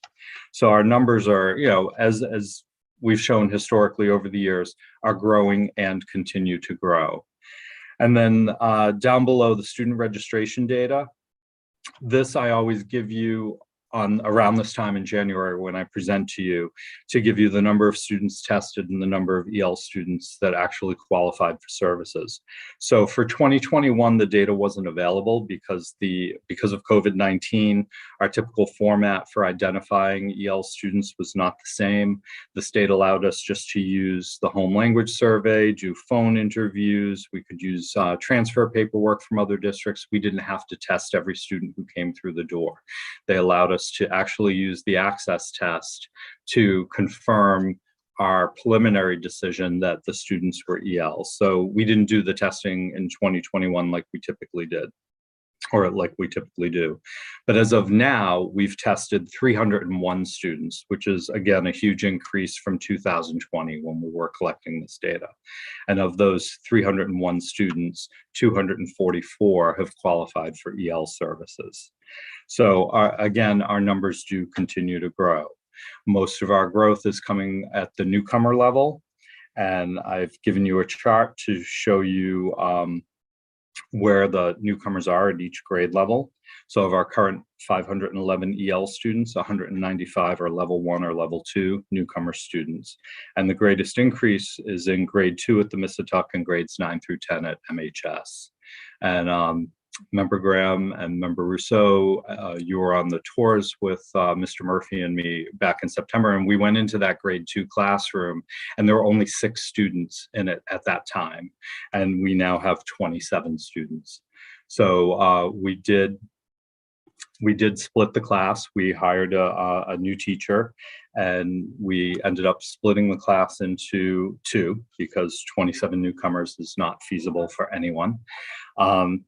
And so, that took place right before the Christmas break or winter break, that the split happened. And now we have 2 grade 2 newcomer classrooms, which is the first time that I've ever had to split a classroom in the district.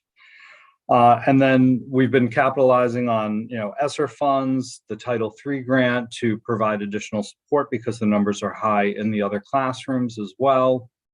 Providing in-class tutors, EL aides.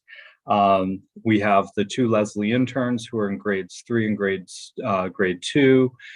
We have bilingual in-class tutor at the high school, and we have an in-class tutor at the middle school, all to support teachers and students. But these numbers will continue to grow. We do get another surge at this time of year, especially from Brazil, because their school year ended in December. So I am expecting these numbers to grow pretty quickly this year. And then on the last page, I just want to talk about some family engagement activities. We're in the process of building a partnership with an organization called Tech Goes Home. Actually, last year's Harvard resident, Tom Milashewski, was the one who introduced me to this organization. And we tried partnering with them last year, but they weren't accepting any new districts. So I've stayed in touch with them, and they've now opened up where they can take Medford on as a partner. And so this organization provides training to educate caregivers on technology usage. Tech Goes Home will train the teachers to administer the to administer the class on technology. The caregivers will get a Chromebook, and they'll get a year of free internet if they successfully complete the 10-hour course. So I've recruited 4 EL teachers who will take the Tech Goes Home training. I'm using Title III funds to pay for the EL teachers to teach the courses. If they can complete the training early spring, we can offer a training this year and then start the school year with yet another training. And we can continue this partnership as long as Tech Goes Home can continue to provide the technology with it. I can use Title III to pay for the teachers to administer it. And then other areas of family engagement. Our family engagement begins the moment that the students arrive at the high school for their EL testing. Emily Polini is our new assessment specialist. If you recall, Jesse Reinhold retired last year in February. Emily has taken on that position. She immediately connects with families. She sets them up with talking points. She provides them all the information for Medford's multilingual resource line, the Resiliency Hub. She's the connection between the school and the registration. And she's really done an amazing job building this position even greater than it was under Jesse. She does a great job at making, families feel welcome and supported by the entire Medford community, not just the Medford school community. And then we're doing our building-based family engagement nights. They were originally scheduled for fall, but given the constant arrival of new students and families, the EL teachers decided to wait until January. But due to the uptick in COVID numbers, we're now delaying until February, March for these, and those dates will be forthcoming. And then the District English Learner Advisory Council meeting is scheduled for Tuesday, May 24th at 6 p.m. in the library at Medford High School.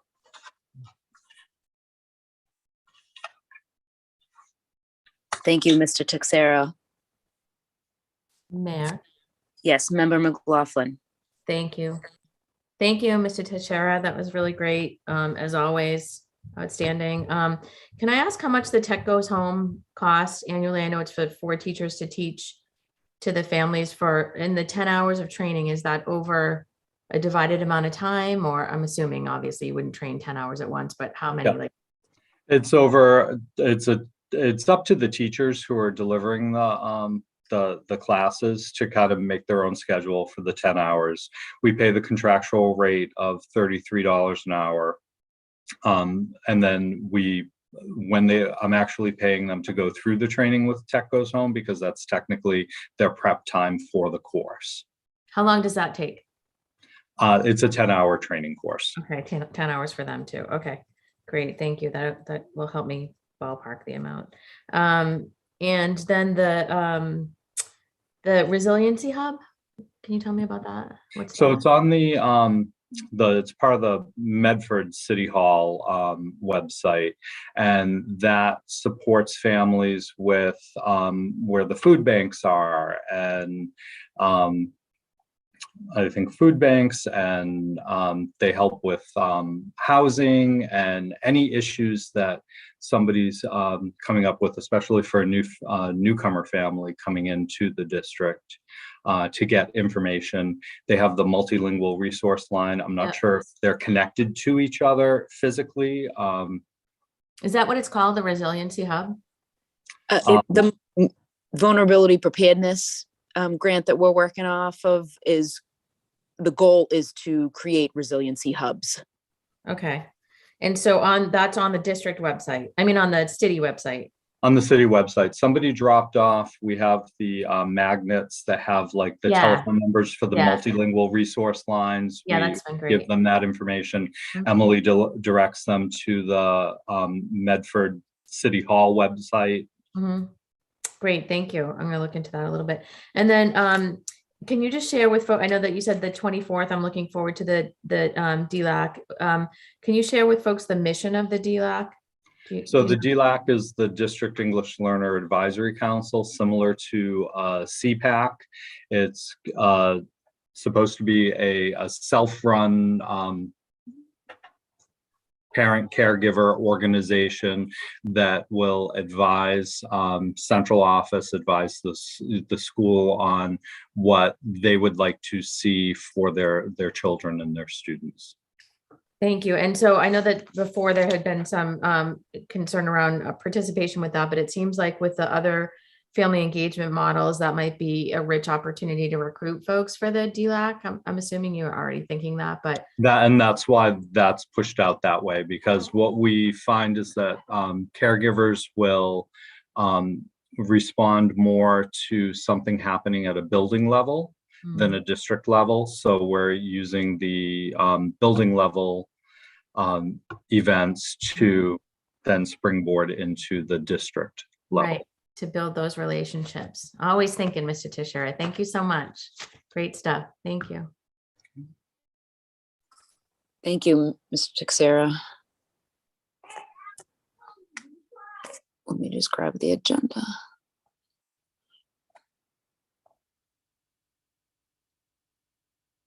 We have number 8, presentations of the public, not to begin before 7 p.m. Regular meetings of the Medford School Committee include this presentation of the public agenda item to give any resident the opportunity to place a presentation before the school committee. A resident may only present once at any meeting. The presentations are an opportunity for the public to make a presentation to the committee, but are not an opportunity for a dialogue with the committee. If one or more members of the committee wishes to have a conversation about the topic presented, a member may request that the item be added to a subsequent regular meeting. The details for submitting a presentation can be found within the policy BEDH, public comment and presentations of the public. Pursuant to policy BEDH, public comment and presentations of the public, any resident in the audience may be given permission to speak once on any item on the agenda for up to 3 minutes. The speaker is expected to keep their comments to the item on the agenda. The speaker must begin their comments by providing their full name and full Medford Street and address where they reside. Residents also submit their comments by writing to the superintendent of schools prior to the meeting or by emailing medfordc@medford.k12.ma.us prior to or during the item on the agenda.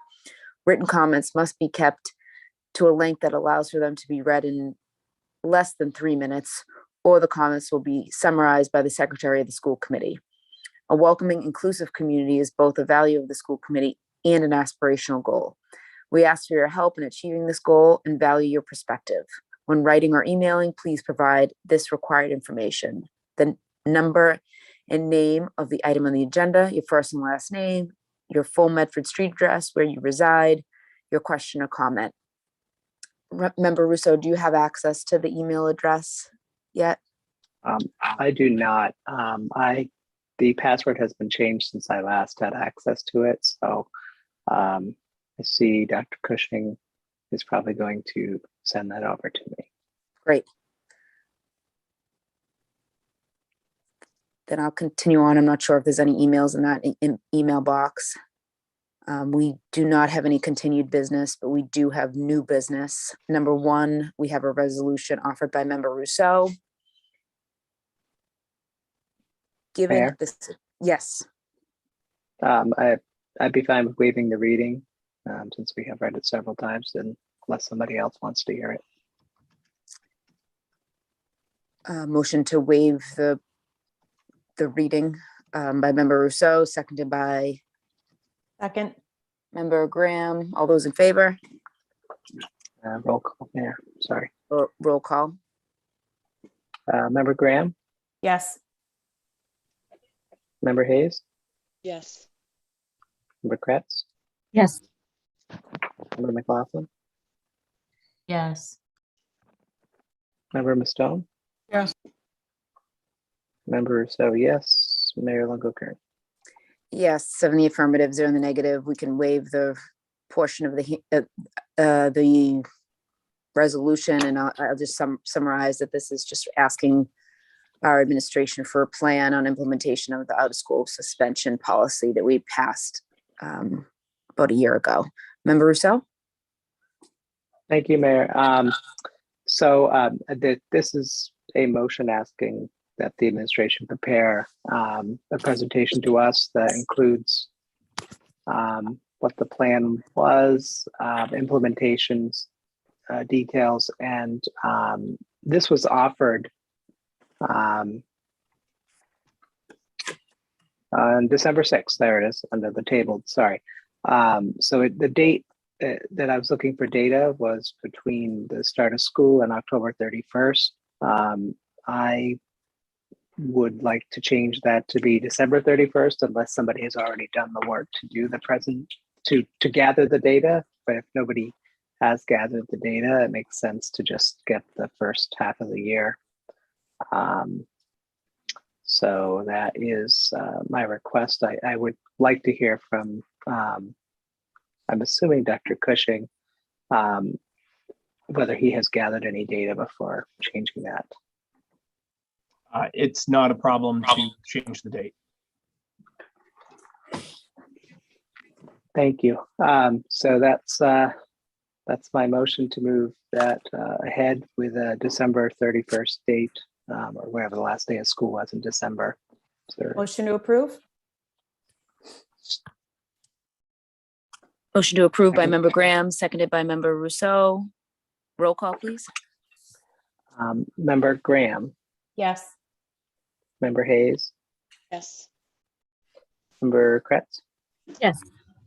member McLaughlin, Yes. member Mostone, member Rousseau, yes, Mayor Longo-Kern. Yes, 7 in the affirmative, 0 in the negative. The motion is approved. Thank you. We have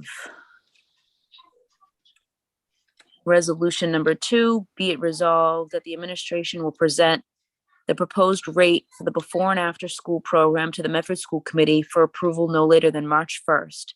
Be it further resolved, that the rate recommendation will take into account the cost of the current program and the market rates and area programs offered by member Graham and member Rousseau. Thank you, Mayor. I think we've talked in past years about the before and after school program being a considerable challenge for families on a whole number of fronts. But the one of the biggest of which is access to the program, because there's just simply not enough of it to go around. And I think last year when we talked about the rate increase, which was, I believe, tied to the increases associated with the voucher program, we indicated at that time that we wanted to see the rate increases be more commensurate with making sure that the program could be expanded and could take into account the costs of the program. And I know all of this happens. Kindergarten registration just opened, and I want to make sure we're in a position to set these rates sooner rather than later so that registration can open for the program. Thank you, member Graham. Member Rousseau, would you like to add anything? Oh, thank you.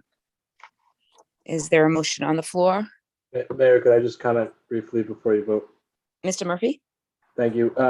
This is an action that we've been anticipating, and Ms. Fidler-Carey has been researching various options with her counterparts at different districts. I think we will definitely be able to bring forth a recommendation and report prior to March 1st.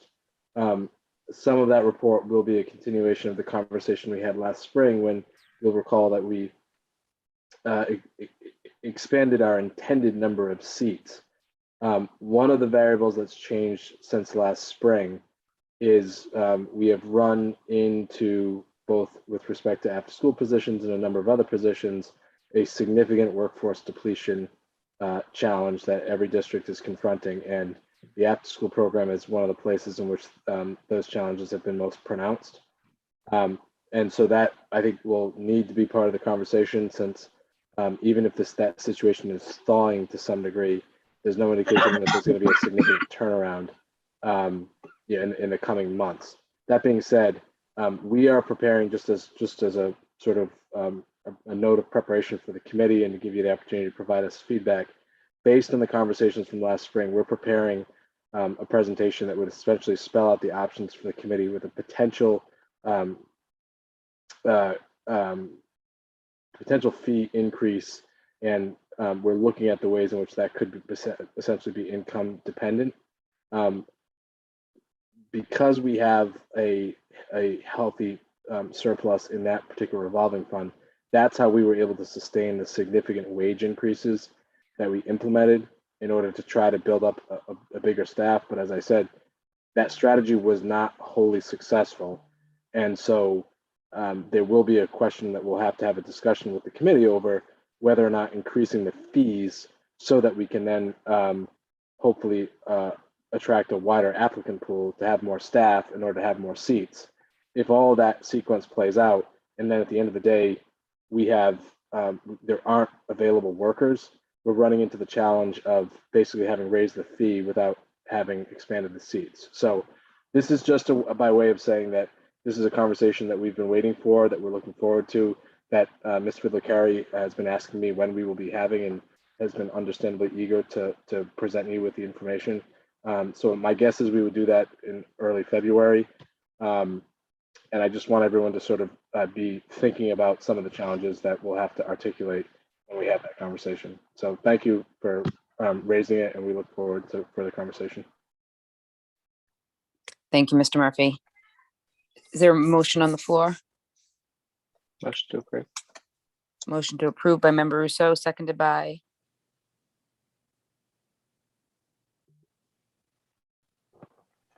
Second.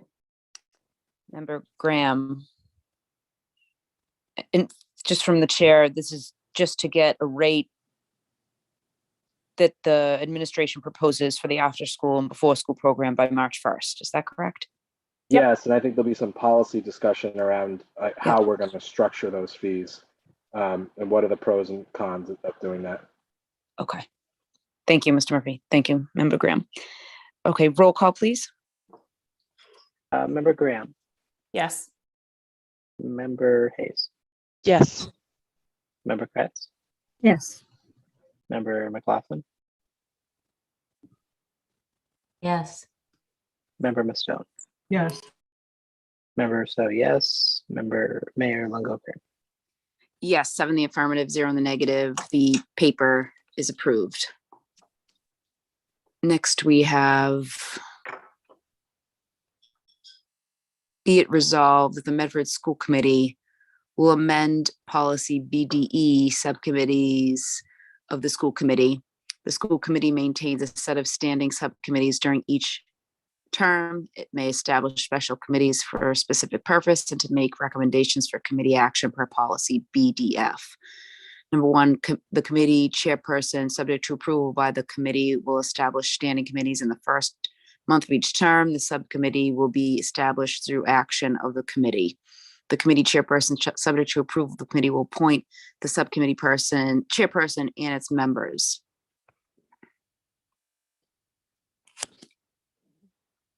The subcommittee may only meet to carry out business referred to it by a majority vote of the committee. Subcommittees will not meet to conduct business brought to the subcommittee by any other means or process. Will be provided with a list of its functions and duties. The subcommittee may make recommendations for committee action, but it may not act for the school committee. Number 5, the committee chairperson and superintendent will be ex officio members of all special subcommittees. 6, the subcommittee will be dissolved by the committee upon completion of its assignment, or it may be dissolved by a vote of the committee at any time. Cross-reference BEC executive session. Offered by Member Graham. Thank you. As I was thinking about subcommittees as we go forward, one of the things that struck me as awkward about the way that our subcommittees are handled today is that they tend to have a lot of different topics that so sort of all lumped in together. And I know that I would personally like to see the committees be a little bit more sort of finite and clear, but that would, I think, likely mean, as we think about committees for this term, more committees than we have today, which I know is sort of undesirable for a variety of reasons. And the changes, and I sent you all a document that actually outlines the changes in track mode so that you can see them. But a couple of I think the significant changes was just to strike the name of the committees from the policy and just say that they are subject to the organization of the committee at the beginning of the term. And then number 3 being, I think, the significant change, which is that the subcommittees really should only be meeting if they are carrying out business that's been sent there by the school committee. And I know when I started, there was some conversation about how that's traditionally done, but also that there isn't a rule written down anywhere to the rules conversation earlier that says that that is necessary. And I do think if we are going to move to a model where there's more finite subcommittees, I think it would be really important for us to make sure that the committee as a whole is voting to send things to subcommittees so that the subcommittees are spending time on things that have this sort of conceptual and general support of the entire committee. And then I think there's just a couple of other changes around language of chair versus chairperson and things like that. But those were the 2 big changes that I am proposing. Mayor? Yes. Sorry. Member Graham. Member McLaughlin. My apologies. I think Member Kretz had her hand up first. I spoke first, sorry, but I'll. Yeah, I'm not, it doesn't, you can go first, Ms. McLaughlin. That's fine. Okay. Thank you. Thank you, Member Kretz. Thank you for the motion. I guess the question I have is because there seems like there's a lot of details in this that I think bear discussion, and I'm wondering if I'd like to make a motion that this be moved actually to the rules subcommittee so that we can spend some time sort of digesting and going through this. I know some of the links to the policy that was referred to in the agenda did not work, as I was poking through them to see if they worked for community members to be able to have some insight into what this all meant. And so I feel like that's part of the purpose of the subcommittees, is for our community members to be able to access the school committee members in a more informal setting and be able to discuss items that are on the agenda specifically. So I also think there's, some of the questions that, for example, are whether they're ad hoc or standing, review what other district policies are in terms of the subcommittees. I know that the subcommittees were sort of switched around at the beginning of our term last time around, and some of them have been more involved than others. And so I think it just begs a lot of conversation. So I would make a motion to refer this to the rules subcommittee for a little bit of conversation with the community as well as the rules committee members. Thank you. So motion to move this to the rules subcommittee by Member McLaughlin. Member Kretz, you're up to speak next. Okay. Yep. So I thank you for bringing this to us, Ms. Graham. So I was reading number 3, and I just need some clarification. So do you mean that, so for example, I've been the chair for the Building and Grounds Subcommittee, and I have, kind of developed the agenda with the assistance of Mr. Murphy, the superintendent, the director of Building and Grounds, and then community member input, what they're interested in hearing about. So for example, the Medford High School sign was part of my agenda last year. This year, something that might be of interest would be bike racks, for middle school and high school. I think I'm just confused. So are you saying that the chair would no longer create the agenda, and I would have to, or the person who's the chair would have to wait for something to get referred to the committee? And how will that happen? I guess, I had a lot of questions about number 3. I was confused about number 3. Fair. Member Rousseau? Number 3 is how the city council does their work, the state legislature, the federal government, all legislative bodies. So I do think it's appropriate that when we spend our money, that the full committee has agreed to it. And we are spending our money when we have the superintendent, assistant superintendents, directors, principals, all coming together to discuss something that is an expense. And without a majority vote of the committee, I don't believe we have the authority as individual subcommittee chairs to spend resources. So do I like it all the time? No, because it can be clunky, but it's literally how every legislative body in this country works. So I don't really feel like it's a change. There's no question, but I certainly support it. Not so much because I like things to just take longer, but because it's not free. It's not free. And that we as individual subcommittees do not have the authority to spend money. Thank you. Just some clarification. I guess I'm not following what you're saying. I'm not talking about spending money. I'm simply talking about, when I've been the chair of the Building and Grounds, I've received updates with exciting news from the vocational school, different things the students are doing. I'm not following, what you're saying. I mean, I'm not talking about spending money. Sometimes the meetings would be informational where I would be receiving information about updates or where we are with statuses of, like, let's say the walkie-talkies, or, where we are with, like last year, for example, where we were with the sign. I'm not following, and I'm sorry, maybe if there's somebody else that would be able to explain it to me a little bit easier, I'm just not following. Like, how would items get referred? So, like, for example, are you saying that the only way to have something referred to the subcommittee is what you've been doing all along, which is like putting your resolution on the agenda? So, like, if I wanted to have something on my, like, let's say I was the chair of the Building and Grounds and I wanted to have a discussion on bike racks and what do we think we have? What do we think we need? We're not talking about money. We're just talking about having a community discussion, which I did, get some emails on earlier in September. And we wanted to do something with that meeting, but we were held off because it was, the election time. So we couldn't have subcommittee meetings. So, at some point that might have been an agenda item. I guess that I'm talking about that. I don't know what number 3 means in terms of how does an item get, if I'm the chair of a committee, how does the item get on that agenda for the committee? Because I used to be, or the chair would be the person who would build that agenda. Does that help? Mayor, could I respond to that? Yes, Member Graham.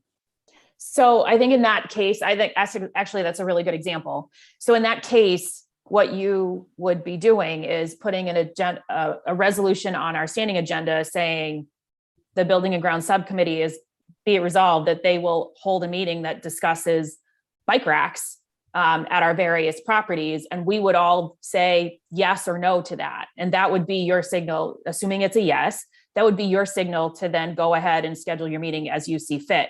I think that also would be a clear directive that being held off because of an election or something, people being too busy, like all of those reasons why meetings get held off go away, because the committee has then said, this is something we collectively want to put our energy behind. We want to hear from a subcommittee. We want you to go off and do this work and come back and report back to us.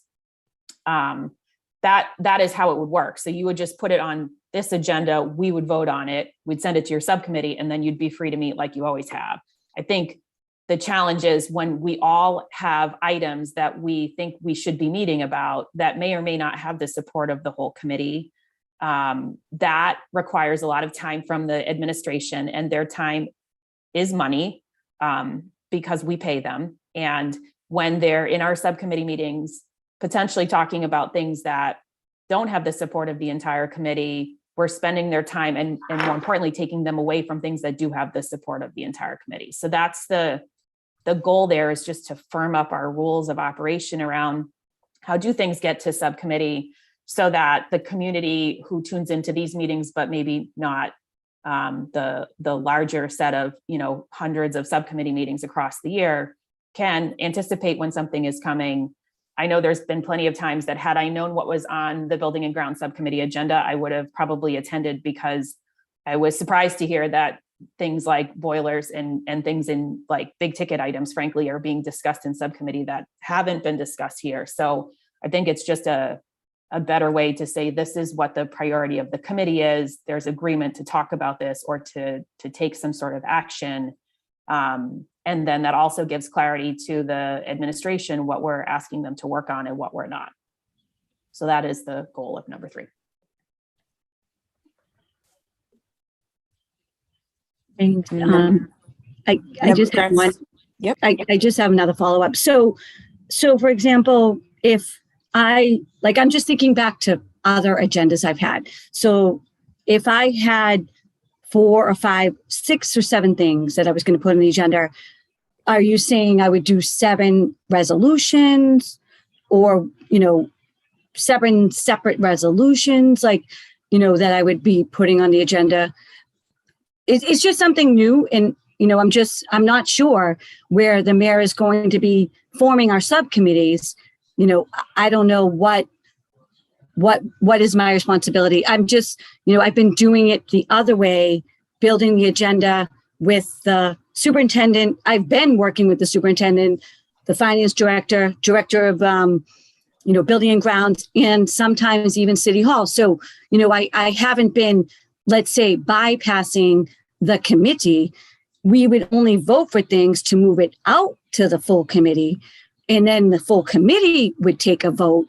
We never voted to, on anything without the full support of the committee. So the only thing that I'm seeing here differently is that in order for a chair to build their agenda, they first would have to add the agenda items to the regular school committee as a resolution, get approval before the person could go and then schedule their subcommittee meeting. I guess I was just looking for more instructions, because if I take this vote tonight, I have to know what I'm doing as a chairperson. Do you see what I mean? I'm very with instructions, because I've been doing it one way the whole time, this is just a new way. I just have to know it all the way through. How am I going to do that? So is the way that I described it, how it's going to be. So if I have 4 items that I don't have any items right now, in fact, but if I had 4 items, I would put 4 resolutions, that I would like this to be resolved, that it would go on the building and ground subcommittee, because we would have to take a vote on each separate resolution, which would be separate agenda item.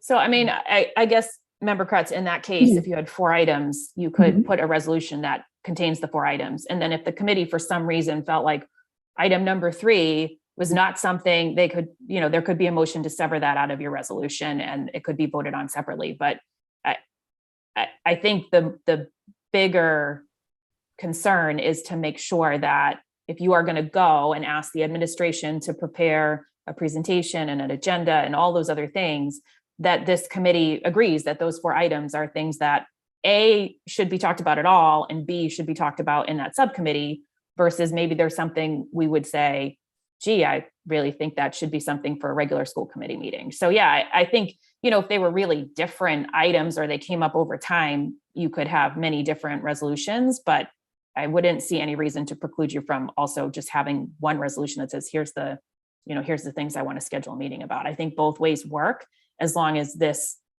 voting body says, yes, we agree that that is worth spending our time on. Mayor. Member Kretz, are you all finished? Yes.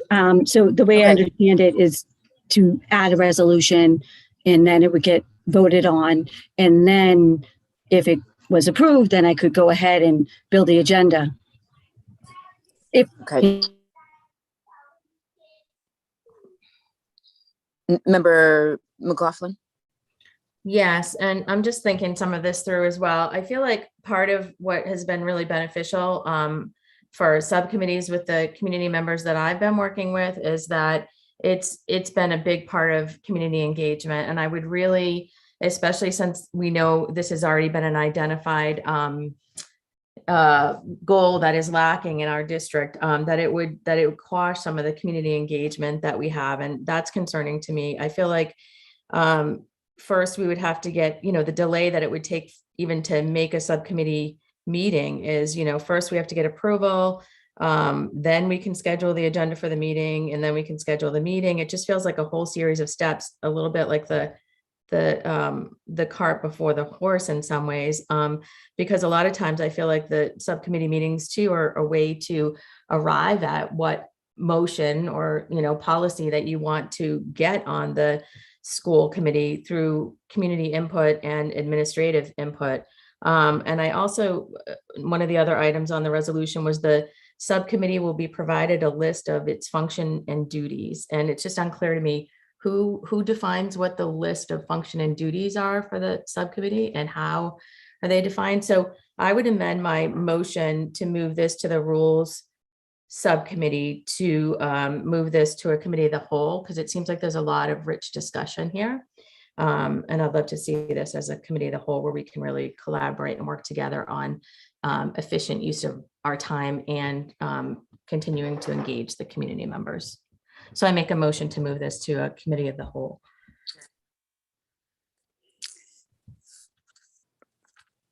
I second. Motion to move this to committee of the whole by member McLaughlin, seconded by member Mastone.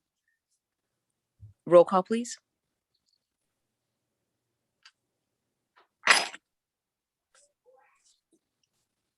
One moment. Still getting used to the fact that when you say that, that's me.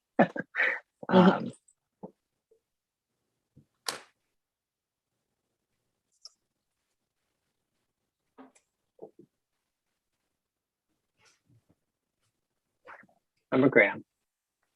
Yes. Member Hayes.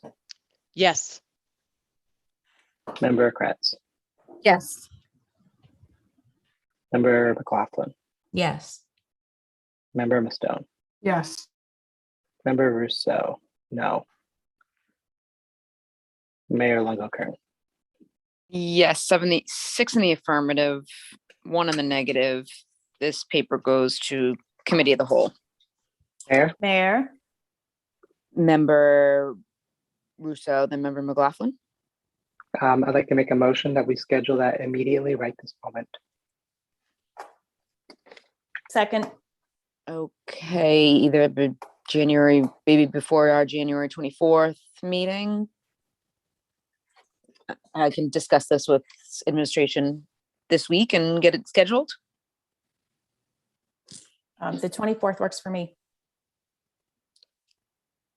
24th is great. Works for me. Wonderful. Next up, we have number 4, whereas students and families have been charged more than $200 per class for summer remediation and credit recovery. And whereas students enrolled in summer remediation and credit recovery are disproportionately more vulnerable subgroups, including economically disadvantaged students, students with disabilities, and English learners, be resolved, Medford Public Schools will no longer charge student identified as belonging in the subgroups economically disadvantaged, English learners, and students with disabilities for mediation programming and credit recovery during summer programming in the academic year commencing June 1st, 2022. Be it further resolved that all students requiring credit remediation to prevent retention be notified in writing through the United States Postal System and email 45 days before the last day of school, submitted by member McLaughlin and member Mastone. Member Mastone or member McLaughlin? Thank you, Mayor. Yes, this came about as a result of the number of, high instances of obviously remediation, both with the pandemic and other issues that we had. And our most vulnerable subgroups are disproportionately involved in that remediation, as we know, based on just some of the items Mr. Murphy was talking about earlier tonight and, other discussions that we've had. And it just seems unfair and unjust to charge students who are already in our most vulnerable populations for remediation and credit recovery when we know that they're struggling and they're disproportionately a part of that remediation process. So that was the genesis of this motion. Thank you. Thank you. Member Mastone, would you like? Member Mastone? I heard a man's voice and it wasn't mine. Okay, member. Mine. Whoever wants to speak. Thank you. Do we have an analysis of the cost of this? I certainly don't have any issue with the conceptually. I mean, as everybody knows, I think we should charge nothing for anything if it's public school. But I mean, are we talking $10,000? Are we talking $1 million? Like, I don't know.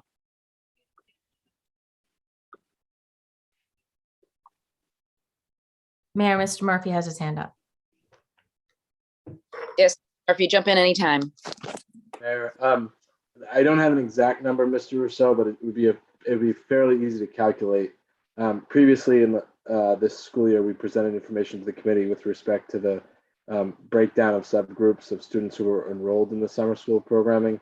And so identifying what the potential deficit would be would essentially be based on just looking at as much of a representative sampling of school years as possible so that we could have an estimate.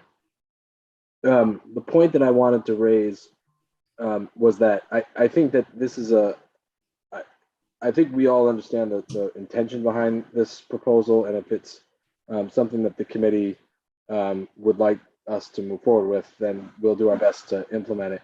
We do have a set of criteria that the central office provided to schools earlier in the fall that essentially provides guidance to school administrators as to trying to create something of a standard as to when fees should be waived of any kind.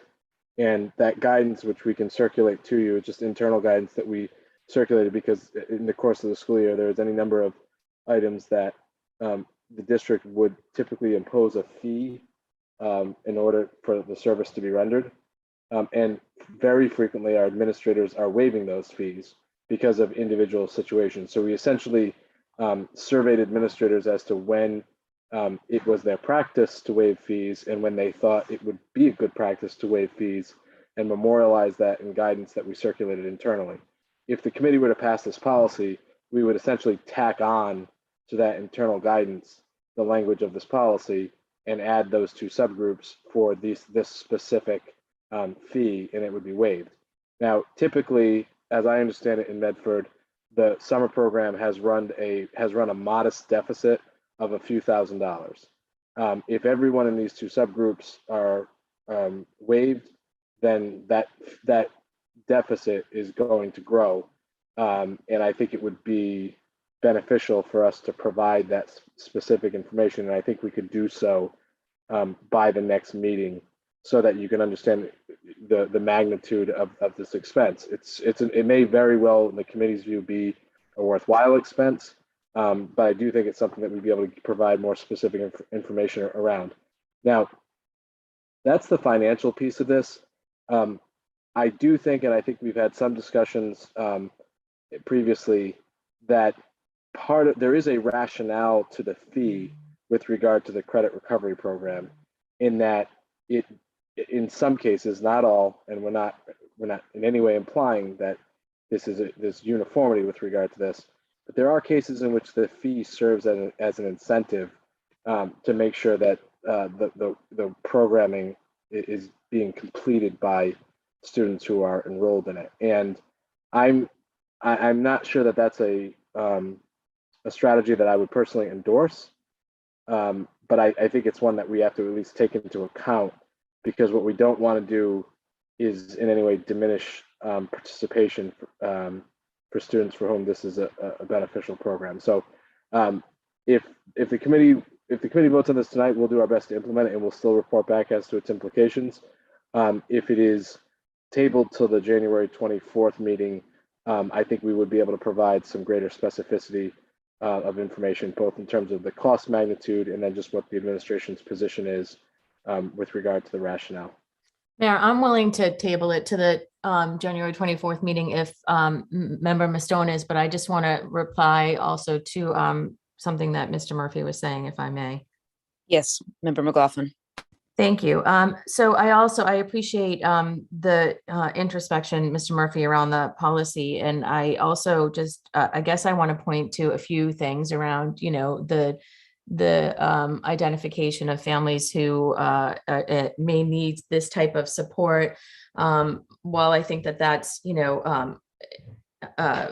altruistic in its goal. I think that we know that there can be implicit bias in our systems. And I just want to make sure that we are ruling out implicit bias and that we can sort of offer this to, it was actually 3 subgroups. It's the EL, students with disabilities, and economically disadvantaged, who are disproportionately in this group and being charged for remediation, which it just feels ironic to me that we're charging these populations for remediation when it's sort of a cycle of systemic sort of subgrouping, and we're thinking about achievement gap opportunities and narrowing those for these particular subgroups. And also just having been in one of these subgroups as a child myself, you know, sometimes parents don't ask for a break, either because they don't want to, they're embarrassed, or because they're unavailable and the children aren't able to ask on their behalf. So I think we really need to think about the whole child in this approach. And I do think that the number would be helpful for the school committee to be able to understand, but I do also want to just put forth to my colleagues that I think that this is, albeit, you know, some cost to the district, I do think that it's morally and ethically the right thing to do. Thank you. Thank you, Dr. Edward Vincent.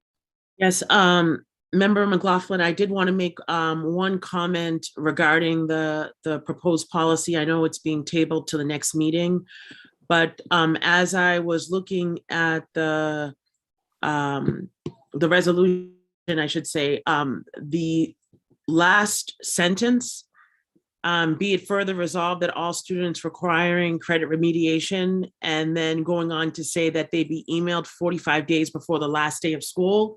And so what I did want to just comment on was that within the last 45 days of school, there are those students that might be on the cusp, or they thought they were passing, and then it was the second to last quiz that the scale ended up tipping in the opposite direction. So there definitely are students that I know at the secondary level, high school levels, that they're closely monitoring their GPAs and how they're doing over the course of the year. And then there are some students that it really comes down to that last term. So that 45-day window, there could be, we might not be capturing everyone. And so that was something that I just wanted to put out there to say that within 45 days, there are some kids, once they get that final kind of, we're down to the wire, it's going to be summer school, it's going to be remediation. Are you going to be able to make it or not? And so I just wanted to add that we would probably need to look at that 45-day mark. And so if it is tabled, that'll give me an opportunity to work with Dr. Cushing and the secondary high school principals, secondary principals that are dealing with the summer school programming. Thank you. I was thinking about that, and I appreciate your looking at that for the appropriate time frame. I think that's really important, but I also think that sometimes the communication, parents might not necessarily know or think they know, or the student thinks they know, but they don't. So I think that's really helpful to look at a time frame. And then also I just would add that I know, not for every student, and I may have had some of these students, I may not have in my own home, but I will say that retention can be an incentive. So I think that that's a really important piece to consider too. So thank you all for looking at this, and I motion to table this to January 24th meeting. Motion to table by Member McLaughlin, seconded by Second. Member Graham. Roll call. Member Graham, Yes. Member Hayes, Yes. Member Kratz. Yes. Member McLaughlin, Yes. Member Stone, Yes. Member Rousseau, yes. The Mayor Longo-Kern. Yes, 7 in the affirmative, 0 in the negative. Motion is tabled till next meeting. Number 5, offered by Member Rousseau, Member Graham. Policy BEDH, Section 2 will have the sentence, written comments must be kept to a length that allows for them to be read into the record in less than 3 minutes, or the comments will be summarized by the Secretary of the School Committee, replaced with the sentence, written comments will be forwarded to all members of the school committee by the Secretary of the School Committee in a timely fashion. Mayor. Member Rousseau. Thank you. So we've had a year is it a year or 5 years or something? Sorry, I don't remember when we started doing this, where we were, since the pandemic started, where emails were read into the record. I'll just be blunt, I don't think it works.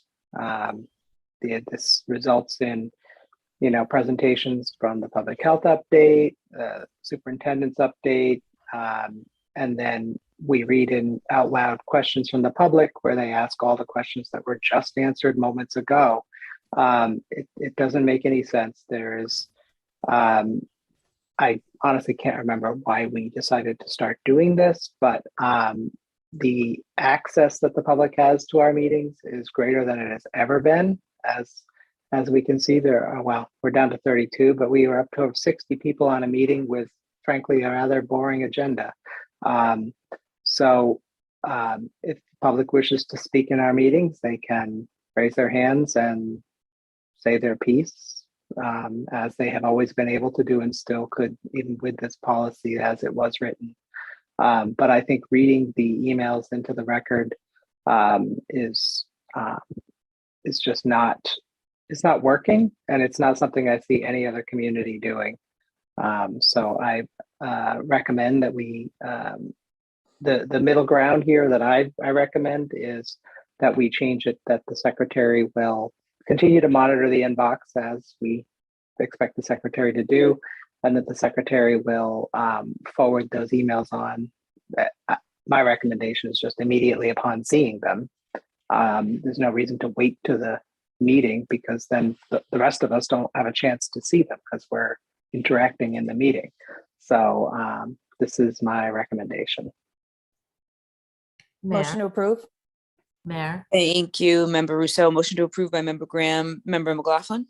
Yes, thank you. Through the chair, I'm wondering about, I think that this was started because of the pandemic, and we had moved to Zoom, and it was about, being able to hear people. We weren't sure how the Zoom sort of protocol would work. And I think that was why it was started, but it was Paulette that was reading them last time, which was the chair, not the secretary. So,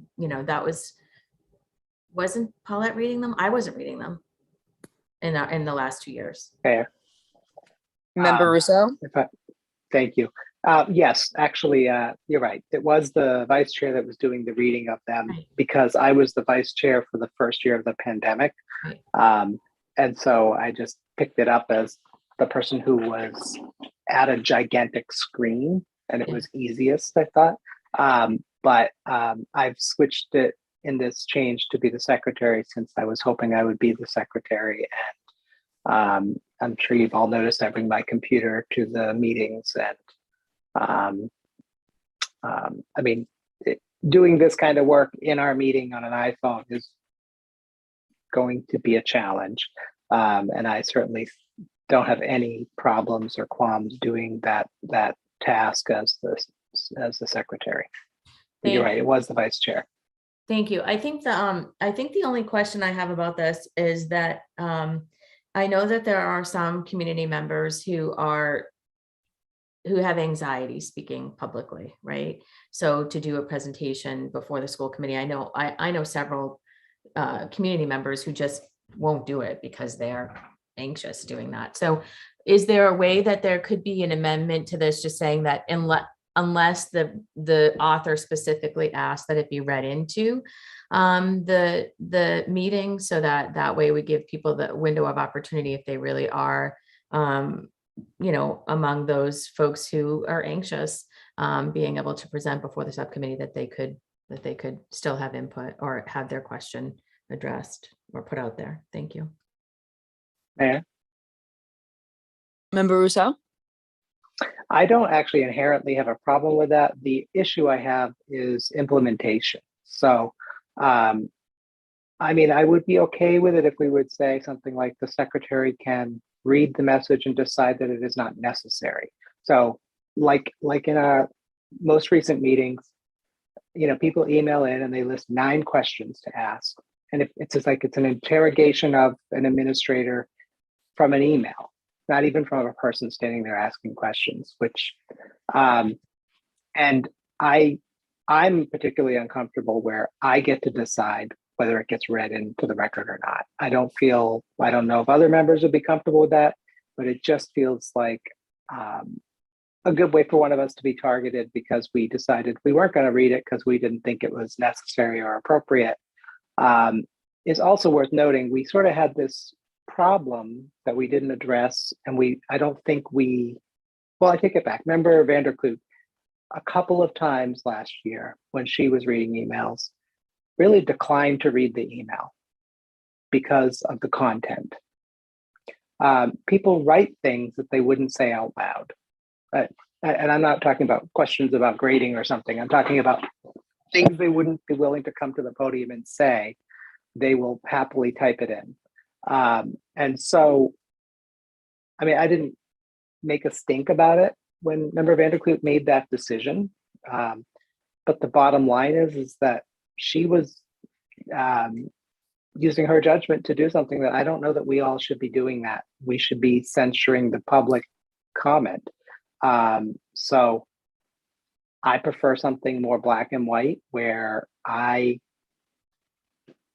don't read them in. All emails received are public record, and the Freedom of Information, it's not freedom, public records request can be used to access them. And obviously if they're forwarded to all the members, we're free to do what we want with them as well. I just find it, the issue, I do think there is an issue we need to address around, and I think Member McLaughlin, you brought it up, when we did the policy updates around public comment, where we expect members of the public to provide their name and residential address in Medford, and that there are certain circumstances for which that's not safe for some people to do. And I know Massachusetts has a law that, I forget what it's called, but there's a mechanism for that.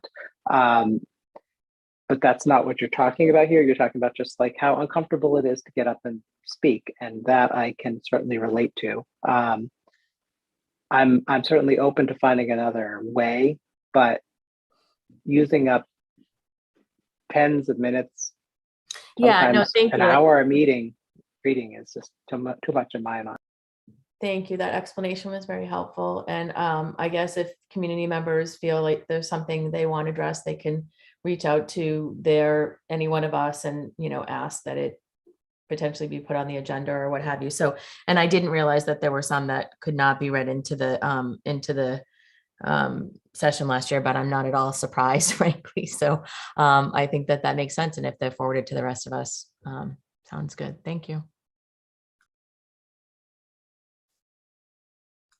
Second. Motion for approval, seconded by Member McLaughlin. Roll call vote. Thanks. Five. Yeah. Member Rousseau, you want to call the roll?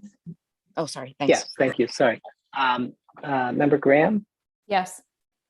Member Hayes? Yes. Member Kretz? Yes. Member McLaughlin? Yes. Member Mastone? Yes. Member Rousseau, yes. Mayor Locock-Graham? Yes, 7 in the affirmative, 0 in the negative. Paper passes. Thank you. We have number 12, condolences. The Medford School Committee expresses its sincere condolences to the family of Malvernia Chicky Miles, great aunt of Kim Miles, the data director for the Medford Public Schools. Also, the Medford School Committee expresses its sincere condolences to the family of Lena J. Muccini, mother of former Mayor Stephanie Muccini Burke. Ms. Muccini also served as a lunch mother at the former Osgood Elementary School. The Medford School Committee expresses its sincere condolences to the family of Philip M. Antonio, former nurse at Medford High School and aunt to former Andrews Middle School assistant principal David DiMattea. The Medford School Committee expresses its sincere condolences to the family of Robert A. Sestito, grandfather of former Missatuck Elementary School teacher Kristen Rabbit Cardone.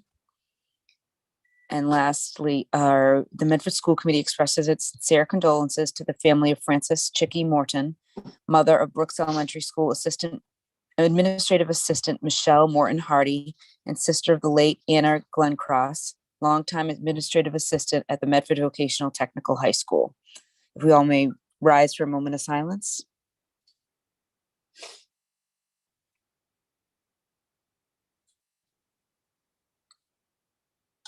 Thank you very much. Our next meeting will be regularly scheduled school committee meeting will be in the Alden Memorial Chambers, Medford City Hall, in addition to Zoom on Monday, January 24th, 2022 at 6:30 p.m.